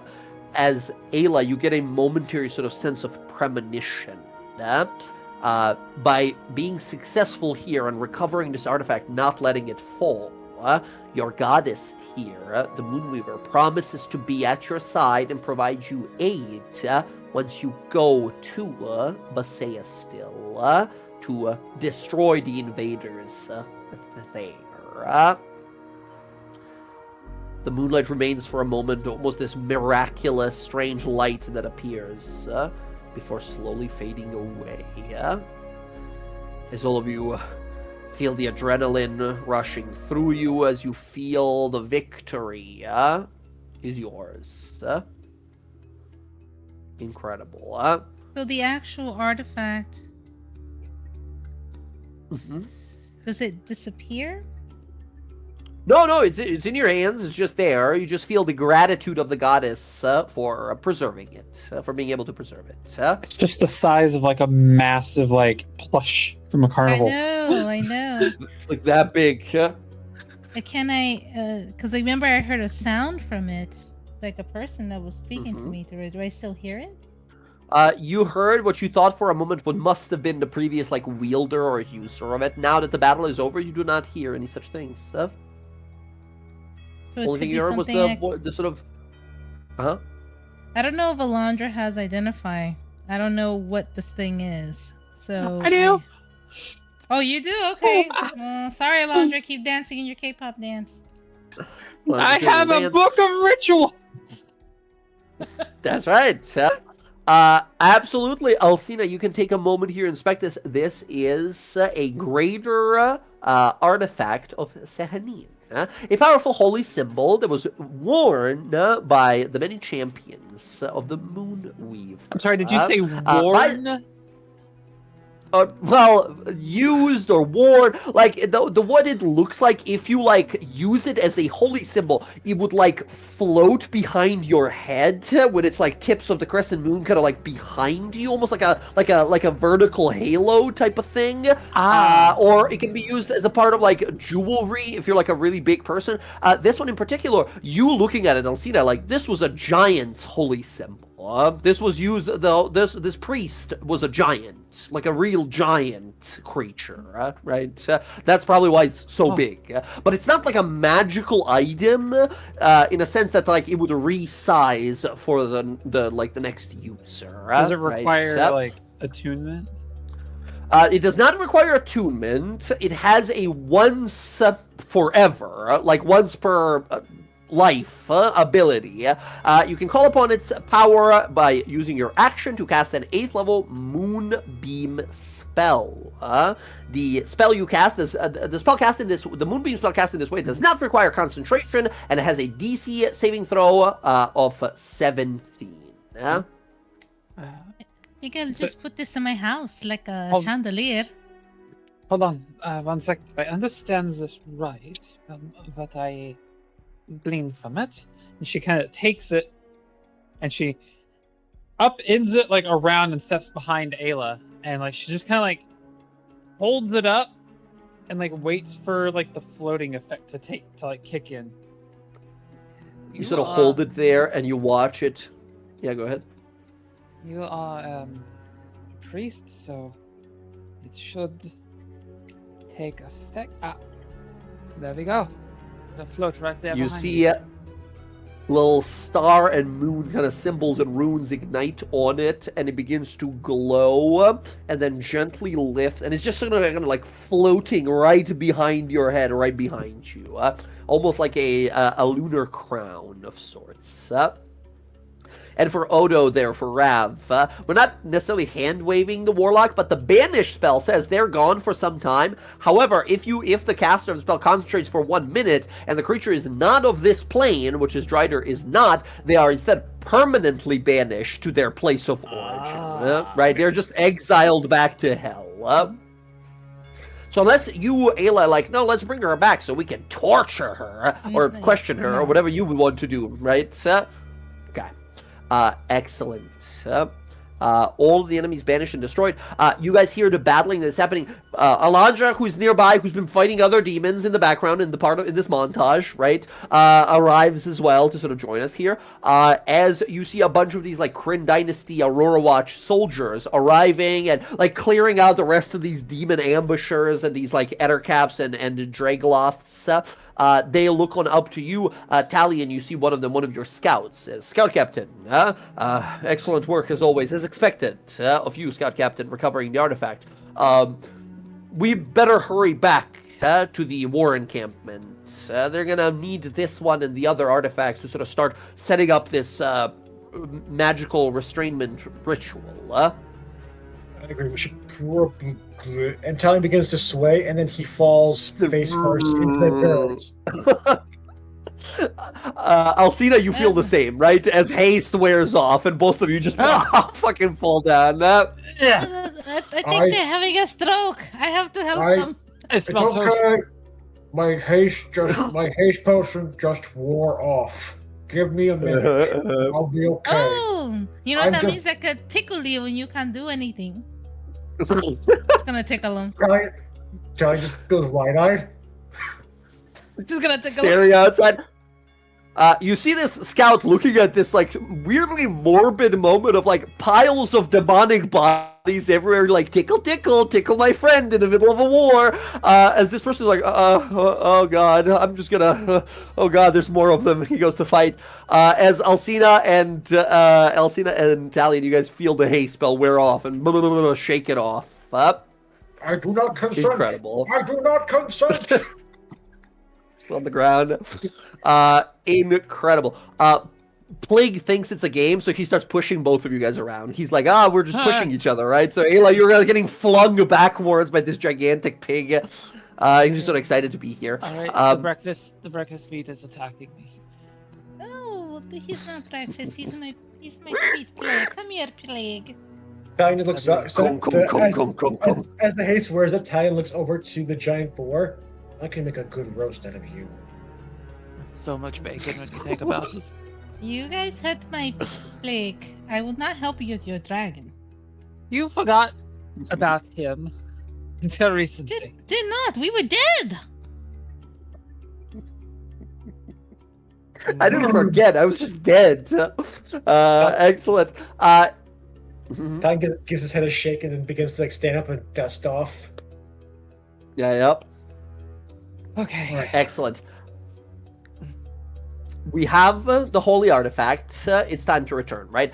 You guys hear screeches, and landing nearby is few of these like soldiers that have brought you your these dragonets, those like mini wyvern creatures that we've been riding on. As you guys hop onto them and fly your way back. Yep.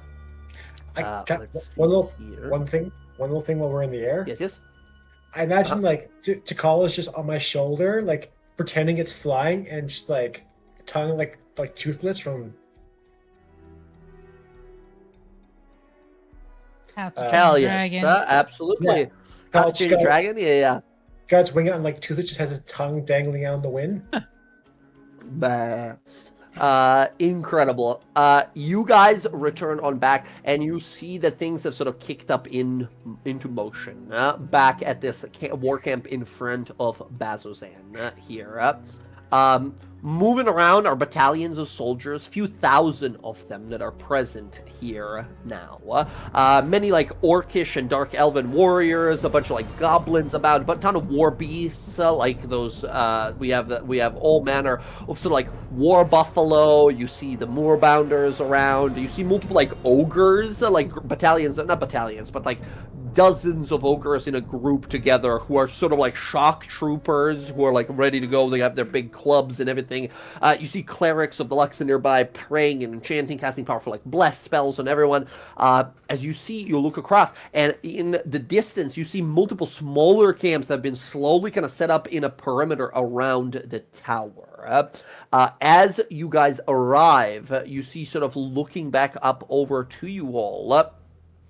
Is the many different like sergeants and captains that are here, and the moment you guys arrive, you do notice that Baron is not here currently. As you guys sort of arrive, you see these sergeants and captains and such approach you. Incredible! You have found it. You have retrieved it. If you are ready, we can set it up right away. Everyone is sort of waiting on us here, and you couldn't have arrived at a better time. Our Dunamancers are ready to start channeling the spell, the magic, the ritual, to start activating this this sort of barrier around it.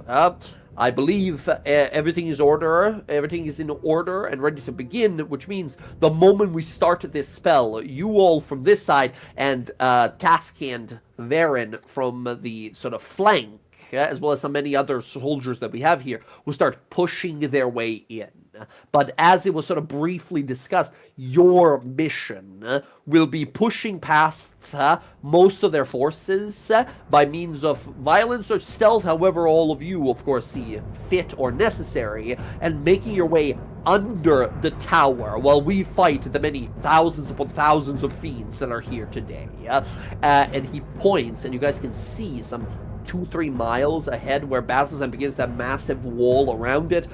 You see screeching hordes of fiends that have gathered ready to defend this. And I'm talking like thousands upon thousands of demons and devils of all shapes and sizes that are there to fight, right?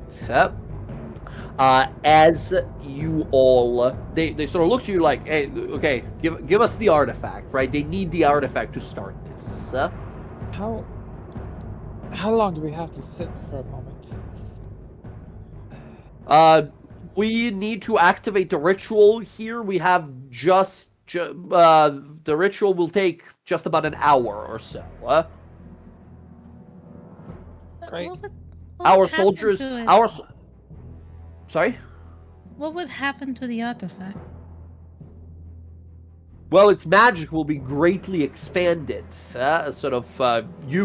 for the channeling of this. It won't destroy it. It just it's going to use its power as a sort of divine conduit, a divine channel of energy. Ayla, if you want to give me an Arcana roll to see if you can understand what are the repercussions of using it. Ooh, I would like to take that. Goddamn! All right. Oh. So, I want to add one too. Just see. 16. Why not? Yeah. I'll see that you think to yourself it might use up its magic. Whatever magic it has left in it, it might fully sort of use it up.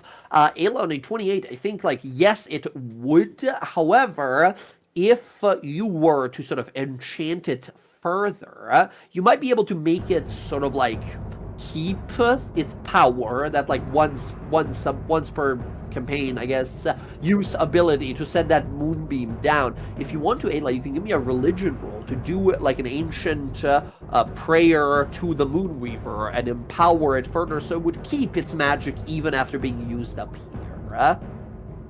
Okay. She will do that, but just to make sure, I'm gonna take a spell out of Cass's book. And I'm gonna use this. Oh, embrace destiny! All right, very good. What level do you want to cast it at? Level 2. Level 2. Go ahead and roll 2d20s. Usually, Rav rolls it in secret and keeps the numbers for himself. If you want to roll it in secret, you can. If you want to roll it in public, you can. Oh God. Okay, well that does not help much. This only lasts for 1 minute, so okay, yeah, I don't know how helpful this will be. Nope, I took the risk, so I'm gonna just All right, you said religion, correct? Religion roll. You can guidance yourself if you want to. Okay, I will.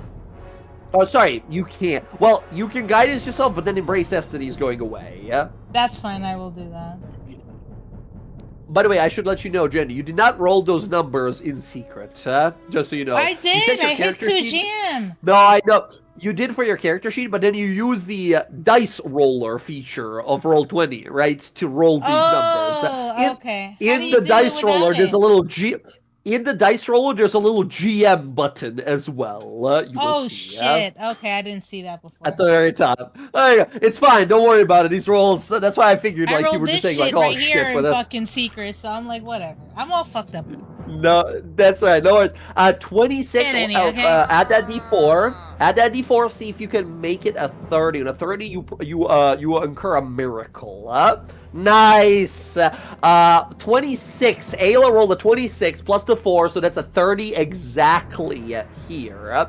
Ayla, you channel a powerful prayer, a moment of serenity and moment of sort of peace.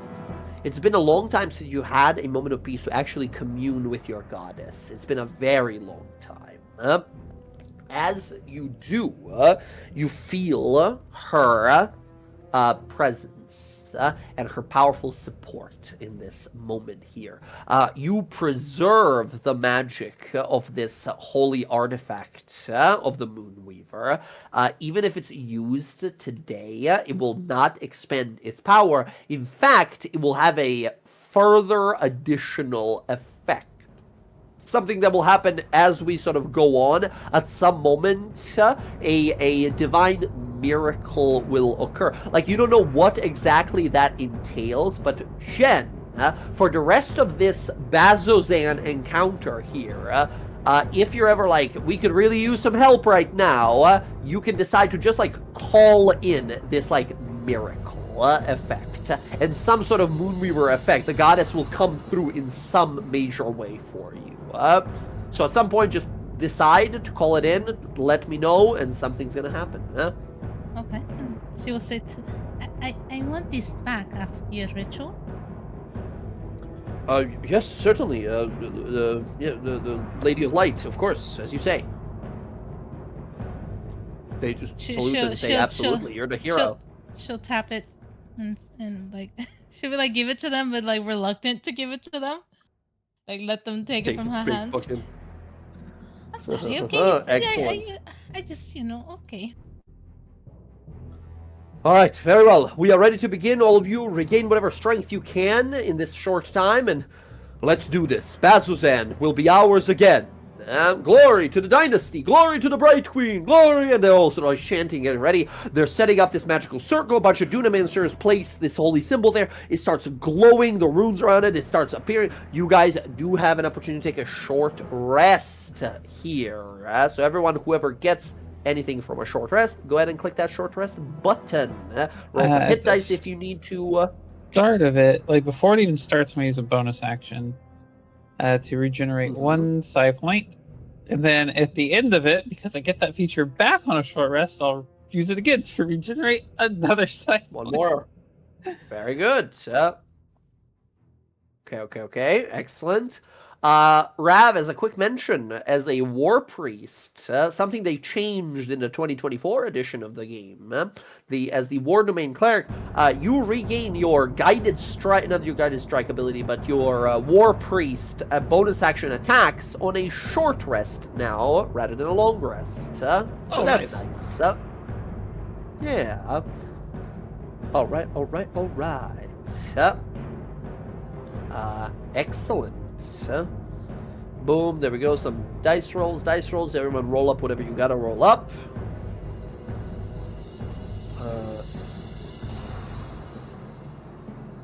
Quick question. Sorry.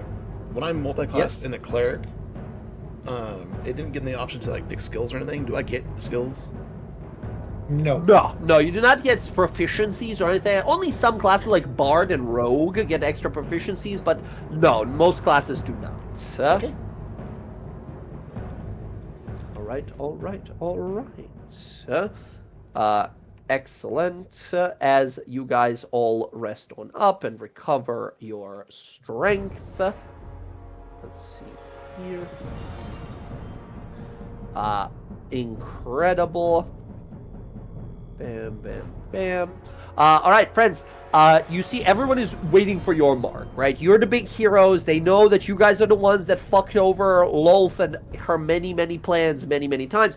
They're waiting for you guys. Like, the moment you guys are ready, we are beginning this ritual. We're ringing the bells. We're sounding the horns, and all of these war camps we have set around Bazan are gonna start doing this ritual of like restraining the demonic presence here. When the short rest is finished, is there anything else to be said or done? Or do we all just give a nod of like, do it, get it started, huh? I think get it started. Do temp HPs reset at rests? I'm sorry. Yeah. Temp HP lasts until you take until you take a long rest. So you have it until the end of the day. Sweet. Do I have to heal Plague, or he doesn't get any hit dice, right? I would have to heal him. Oh, no, sorry, he does. He will roll some hit dice for himself. Thank you for reminding me. Where did Plague go? Plaguey. Plague is a huge creature, therefore his hit dice is a d12. Big boy. He has a few of these. He'll, I think, roll 4. His con is a +3, so for a total of 12. He will recover 39 hit points, which puts him at 94 out of 95 hit points. He's missing a single hit point. He's good. All right. Okay. Excellent. Friends, this is going to be a two-parter here. First of all, you see everyone like ready to go. As you guys give the signal, give the nod, give the go-ahead, you see this sergeant has sort of been talking to you guys for some time. Kind of exhale, looking a little kind of... He's a war-readied veteran, but even this is just sort of kind of like a jarring sight. These demonic armies up ahead. You see he looks across. He looks on across the field in the distance. And you see he takes out a horn. He looks to the Dunamancers who have gathered around this holy symbol of Sehanin. Gives them a nod. They begin to Agne, Omni, Omnia, Dominus, Emne. They start casting spells, chanting magical words. Runic symbols ignite beneath them, and the holy symbol of Sehanin begins to glow powerfully, sending a beam of sort of pale blue light into the sky. As the sergeant sounds this massive horn. As he does, you see the beams of light shooting up from multiple different war camps surrounding Bazzoxan. Golden, sort of golden yellow, a fiery red beam. In the far off in the distance, use like a shaded gray beam that goes on up, and all of them go on up as these Dunamancers cast this ritual, this circle magic spell, and you watch these beams connect together by multiple shades, almost like rainbow-colored walls of energy. They're like thin and kind of mist-looking. They don't look like they actually like prevent you guys from going in or out, just probably fiend creatures. As it binds them together, you watch the wall begin to push forward. As the Arcanists sort of thrust their arms out, the wall begins to squeeze in. You hear the many captains and sergeants here go, "For the dynasty, for the bright queen, right now, brothers and sisters, we fight for the Luxon, for the future and the past, for our people. Fight!" And all of them go charging in. Thousands upon thousands of these dynasty warriors, the Aurora Watch, begin charging forward with you guys in tow, leaping up on your dragonets here. You see off from each side, multitudes of hundreds of soldiers are rushing in from these other war camps as you see the horrifying enemy ahead of you here. Demons, Lulf's servants, maddened cultists, Driders, all manner of gigantic spider monsters, demonic or otherwise, all begin to rush forward. With a unified roar, they all begin to rush forward. As you guys are flying overhead, beneath you, you see the clash. Fire and brimstone, explosions and blood, screams and roars, war cries of battle here. Down below, you see spinning around, carving through dozens upon dozens of them, is Varen Thalis, right? You see him fighting on through. He looks on up to you guys some 150 feet up in the air, flying on these dragonets, and you see him just give you all a nod of like, you got this, we'll do our part here. Just as that happens, you hear these screams as from the shadowy clouds above, dipping down and flying towards us, are these gigantic, they look like wyverns, but they're made out of shadow. As these like gigantic umbral bat creatures with like red veins that look like spider webs crawling across them are flying towards us now. As these shadow monsters appear, how are we first of all gonna get past them? They are trying to knock us out of the sky. Friends, first part of invading or retaking Bazzoxan here is dealing with a few obstacles, a skill check challenge here. I need you guys to just basically like describe what you do. It can be as complicated or as simple as I cast a current spell and I tie it to this other spell and I do multiple of these things together, or it can be I attack with weapon, right? Depending on how effective I think that kind of a solution will be, it'll depend on the DC of the challenge. So that's it. We see multiple of these shadow, ghastly kind of bat creatures, each like a huge creature, the size of like an elephant, right? Gigantic. There's a dozen of them flying in our direction. 150 feet above this massive battle happening below. What do we do about them? As we are fully in dim light, there's no light coming through from above, and these creatures seem to thrive in shadow. If I can, if it could be allowed, as we're riding in, if we can kind of like form up as they charge in, could use the psychic barrier to erect kind of like a bubble around us and let them slam into it. Yes, that's a very cool idea. Absolutely. Jess, go ahead and give me a Constitution saving throw here as you conjure up the shield and you try to sort of endure as they continue to pelt against it. Let's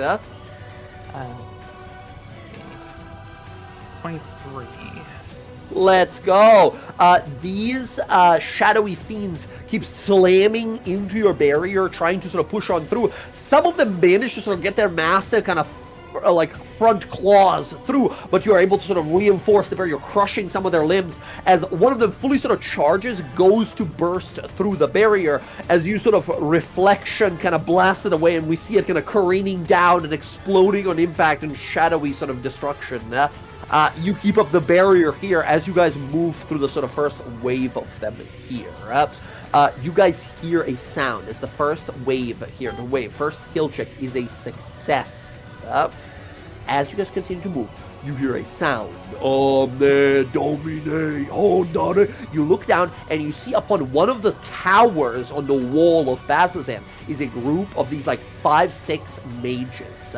They are conjuring up a fiery red sort of spell that they all go to fling your way. They're not sent it yet, but they're about to, right? They're conjuring like basically like an arcane ballista of a bunch of these mages making it a giant arcane projectile, circle casting a spell, making it so it goes super crazy long distance, about to toss at us like a massive, gigantic, high-level fireball.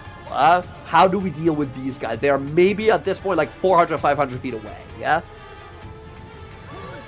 This is no problem for Talion, so Talion is just going to bring out the Oath Bow and just aim for a headshot.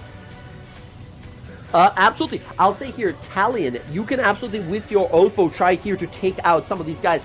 I will leave it up to you here. You can, with your Oath Bow, just make one weapon attack, and this will be the skill check for this.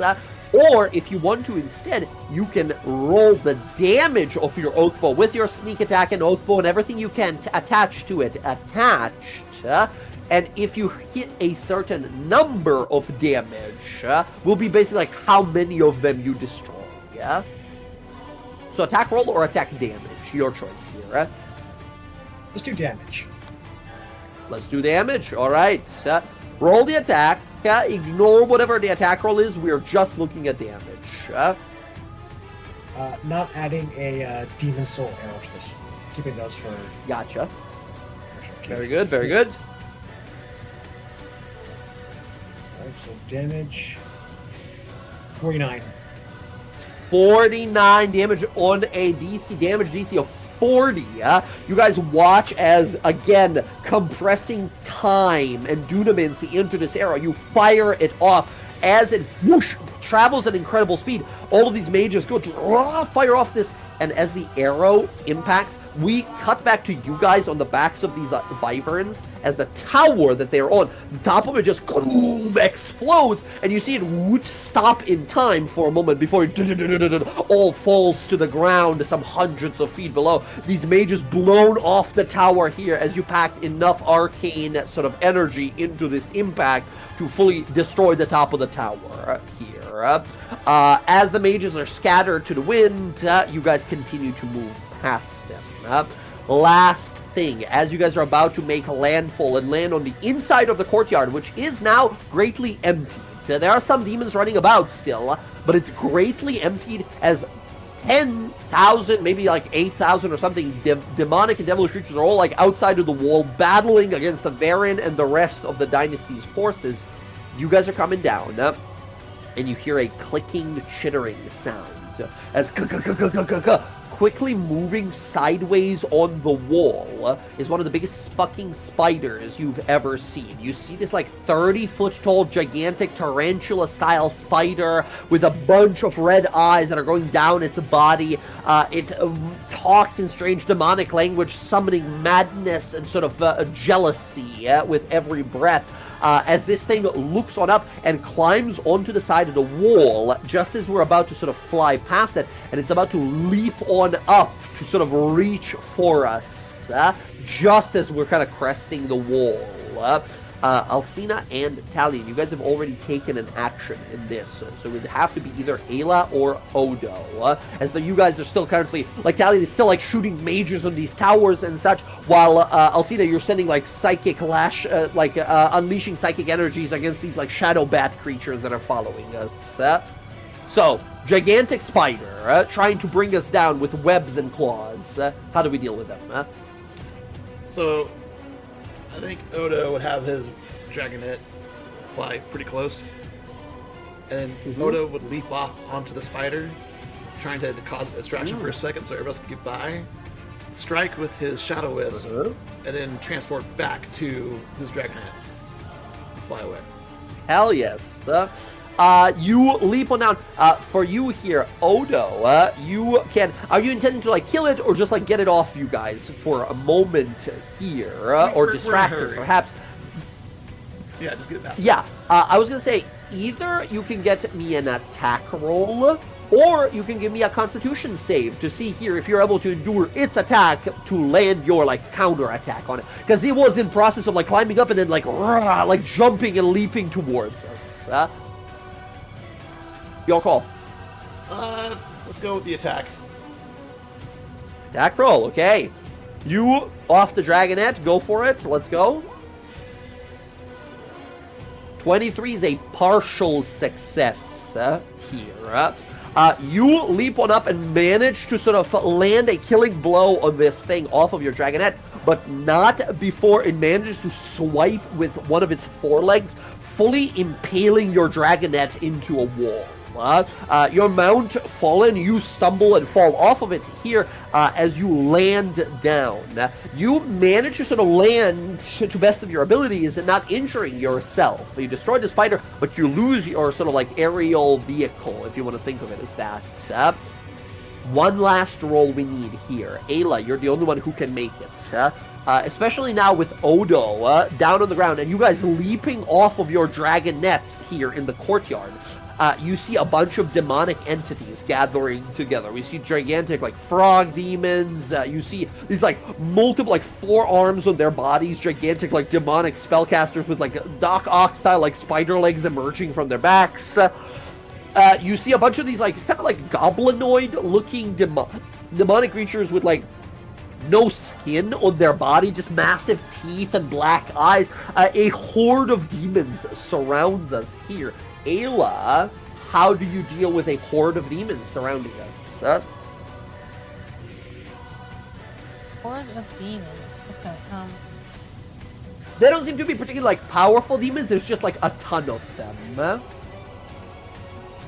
Once again, this doesn't necessarily need to be like, I cast one spell. It can be like, I cast a combination of spells, and I do this little montage of attacks or prayers or whatever you want it to be, yeah?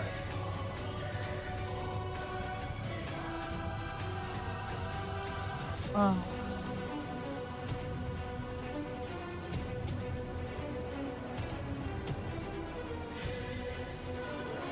I don't think any type of like it's all undead stuff, right? For cleric shit. Dead. It's mostly against undead, yes.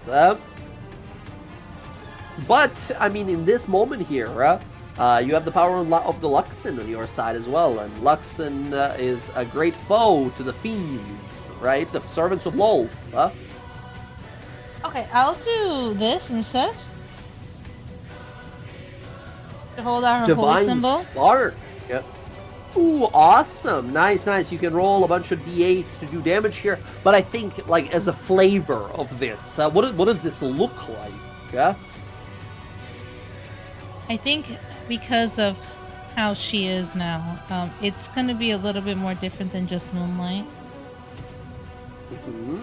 It's going to be underneath their feet, a giant Luxon symbol with the moonlight fading into it, feeding the magic into the Luxon. Hell yes. Jen, go ahead and give me a spell attack roll or a religion check. Your choice. I think I'll do... Oh, yeah. That's... Okay, I'll do a spell attack roll. How do I do that? It's a plus 12. If you have any spell attacks, spells, like Guiding Bolt or anything, like any cantrips that do spell attacks, you can just click those and we can just use that number. 25 is a full success. 25 to DC exactly here. As you land here, in this moment of chaos, the turbulence outside, blood and gore everywhere, battling happening everywhere, your friends battling off these gigantic spiders and fiends and destroying mages up on the towers and these shadow bat creatures and everything. In this moment of chaos, you land there, you look around, and everything kind of slows down as these demonic things are all charging towards you.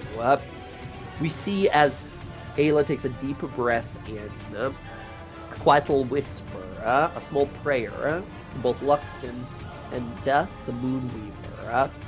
In this moment of chaos, you find in your mind sanctuary, emboldened. The sanctuary provided by the Moonweaver, greatly emboldened by the possibility of what is to be the power of Luxon. As you slam your staff down, a wave of that kind of palish blue now mixed with that pure white of Luxon energy washes underneath as we see these many runes appearing underneath all of these demons. As we get this little like bird's eye view of this entire courtyard that now has a massive Luxon symbol inside of it that brightly flashes across here as we see many of these demons blinded and incinerated and banished and destroyed. By the end of it, there's only a few that remain. The remaining dragonettes, which by the way were working as like combined carrying Plig. There's like 5 of them that were carrying Plig. One of them died, unfortunately. Plig lands on the ground, shrieks, and gets ready to fight as you guys look ahead. And friends, most of the demons destroyed. There is only a pittance, a pitiful few remaining to defend this courtyard from you. As I'm going to put you on a map, and we do have to go into another combat. Keep in mind, the longer, these are the stakes now as we enter. These are the demons that await us in the courtyard here. We have a ton of these Jovok demons, these sort of like weird little goblin-y looking types. We have these massive Hezro guys, and a mighty Glabrezu in the back. Out here behind us, at the entrance to the actual courtyard, is just like a ton of demons. There's a ton of mains and all manner of like Balgura and Brox and Chasme and all kinds of demons. There are fighting the army outside, right? So we can't really leave that way unless we want to fight our way through them. As friends, we're gonna roll initiative here. And go into another combat in a bit here. Alondra is not currently here, but that's alright. Vigilant Blessing on Alcina. She gets advantage. Vigilant Blessing for Alcina. Alcina advantage on that initiative. I knew Ayla liked me. No, you gave me that symbol, baby. Oh, yeah. And I gave you... There you go. Nice, nice. You roll with advantage, but I mean, you already got a good one. Well, let's say it could be better. Could be better by 2. That's not. We'll take the 20. I'll change it in the initiative tracker. Here are the demonic forces you have to fight. These are tiny little guys, Jovok demons. We got the Hezro, the big brawler types, and then best of all sides, a Gobrezu, a spellcasting Hulk. That's never a good thing to hear. Spellcasting Hulk. That doesn't feel fair. All right, excellent. As we roll initiatives and land here, the invasion of Bazzoxan has begun. You see the giant walls of divine energy by these Dunaminster that's been conjured using those arcane and divine artifacts as conduit is now squeezing down, supporting the army, letting them push further and further in as the demons are mindlessly lashing back against it, fighting all they can here. Friends, as they go for the attack here, you guys are all short rested. You have all of your abilities back. Yep. As the initiative begins, Odo still at the top of initiative here. You go first, my friends. You see a ton of these creatures that are all kind of moving on along. Oh, come on. I feel like he's just edging us at this point. Uh-oh.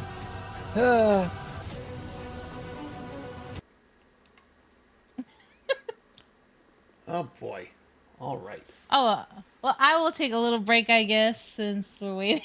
Yeah. Well, the weird thing is, I can see him on roll 20 still. Oh, no, it's gone.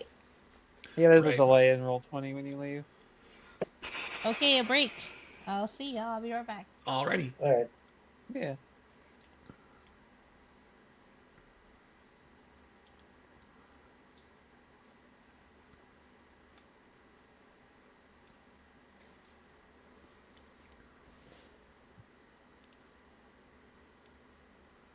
Gotta say, pretty epic like session though.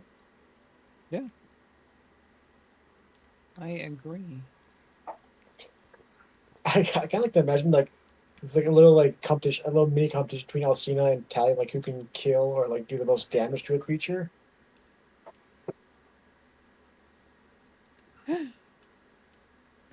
True.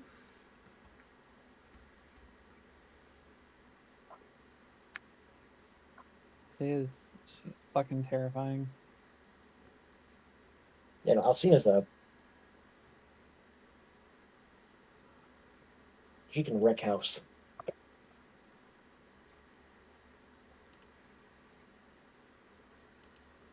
Hey, I am the hero of Rexentrum after all.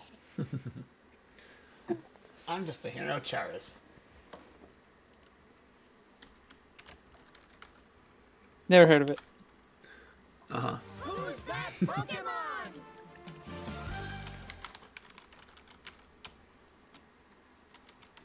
Alcina doesn't want to go back to Charis. Half the halfling men were hitting on her. She's like, Oh, I'm sorry. I'm sorry for my people. Yeah, like at that party, right? Like we're sitting there, and like every time she turned around, one of them's like, "Hey, tall lady." And she's like, "Ugh." Didn't matter which way she went.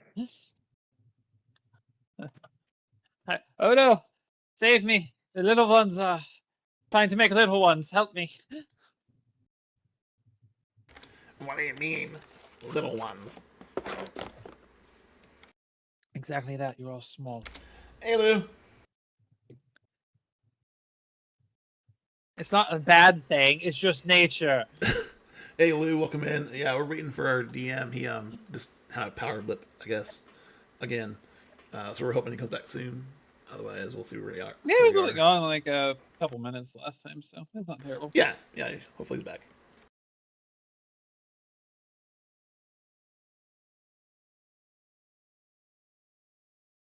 I'll be right back, guys. Yeah. Okie doke. Well,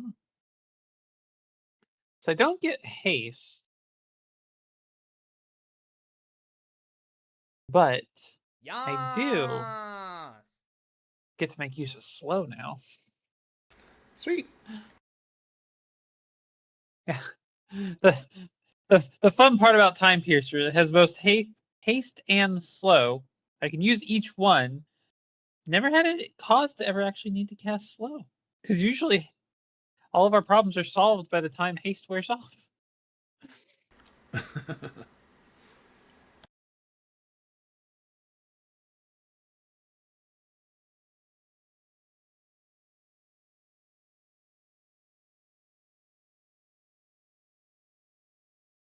So 40-foot cube.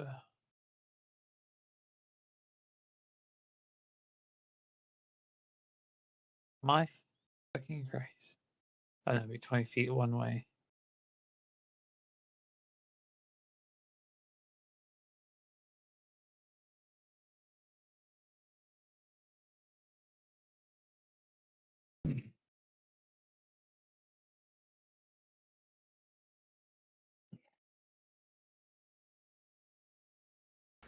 Odo needs some kind of taunt. Damn it. Yeah. Like the ability to have attention on him. I don't know what those are in D&D. I don't think they have it. Compelled Duel is the only one Gotcha. that is like an actual like haunt.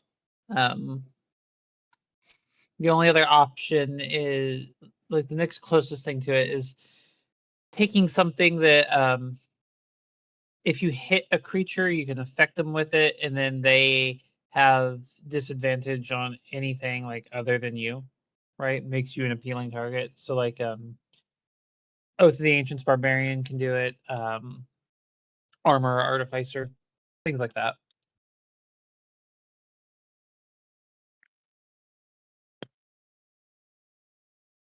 Another good one that sort of is kind of like nice in that vein is Oath of the Crown. Their channel divinity is like an AoE sort of thing, of like things affected by it can't go more than 30 feet away from you.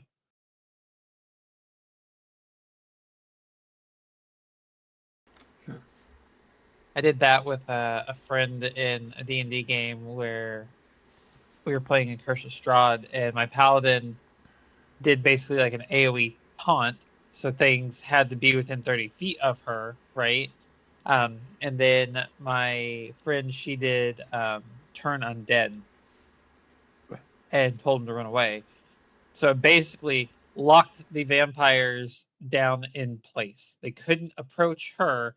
They couldn't leave the 30-foot radius circle. So they were stuck at the outskirts of it. So we were able to just go around and pick them off one by one. So they couldn't leave. Oof. Yeah. DM was like, that's cheating.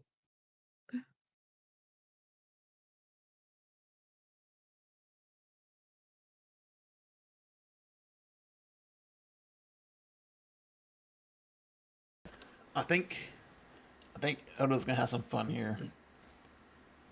You guys do way more damage than he does.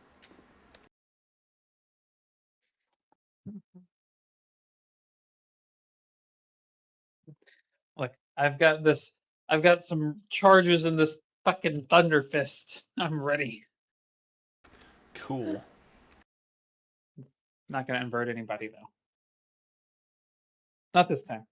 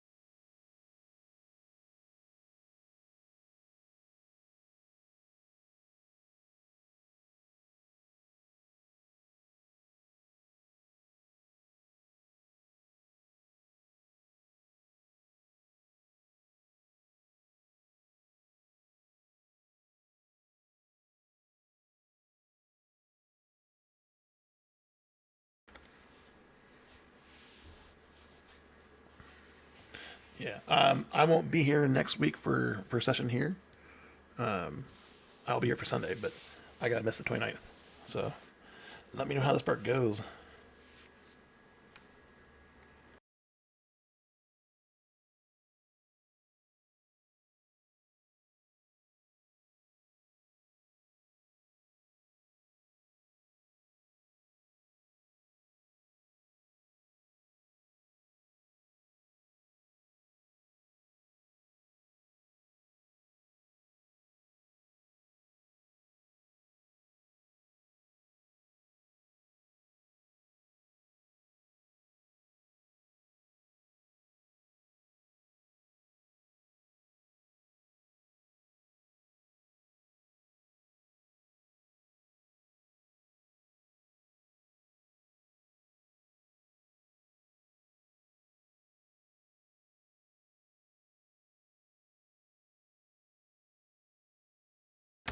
Okay, yeah. DM's not gonna make it back. I think there's a major power outage in Croatia, so we're just gonna call it here. Hope everyone has a lovely night, and we will see you next time. I won't be playing next Thursday for this campaign. I got something planned for that day, but we're back on Sunday for either the last or second to last session of the Dawn Guard. So that'll be a lot of fun, I think. Hopefully we get to play. Hopefully there's no power issues. All right. Have a lovely Friday tomorrow, everybody. Oh my gosh, is it Friday already? Coming up? Oh, yeah. All right. We'll see you next time. Good night.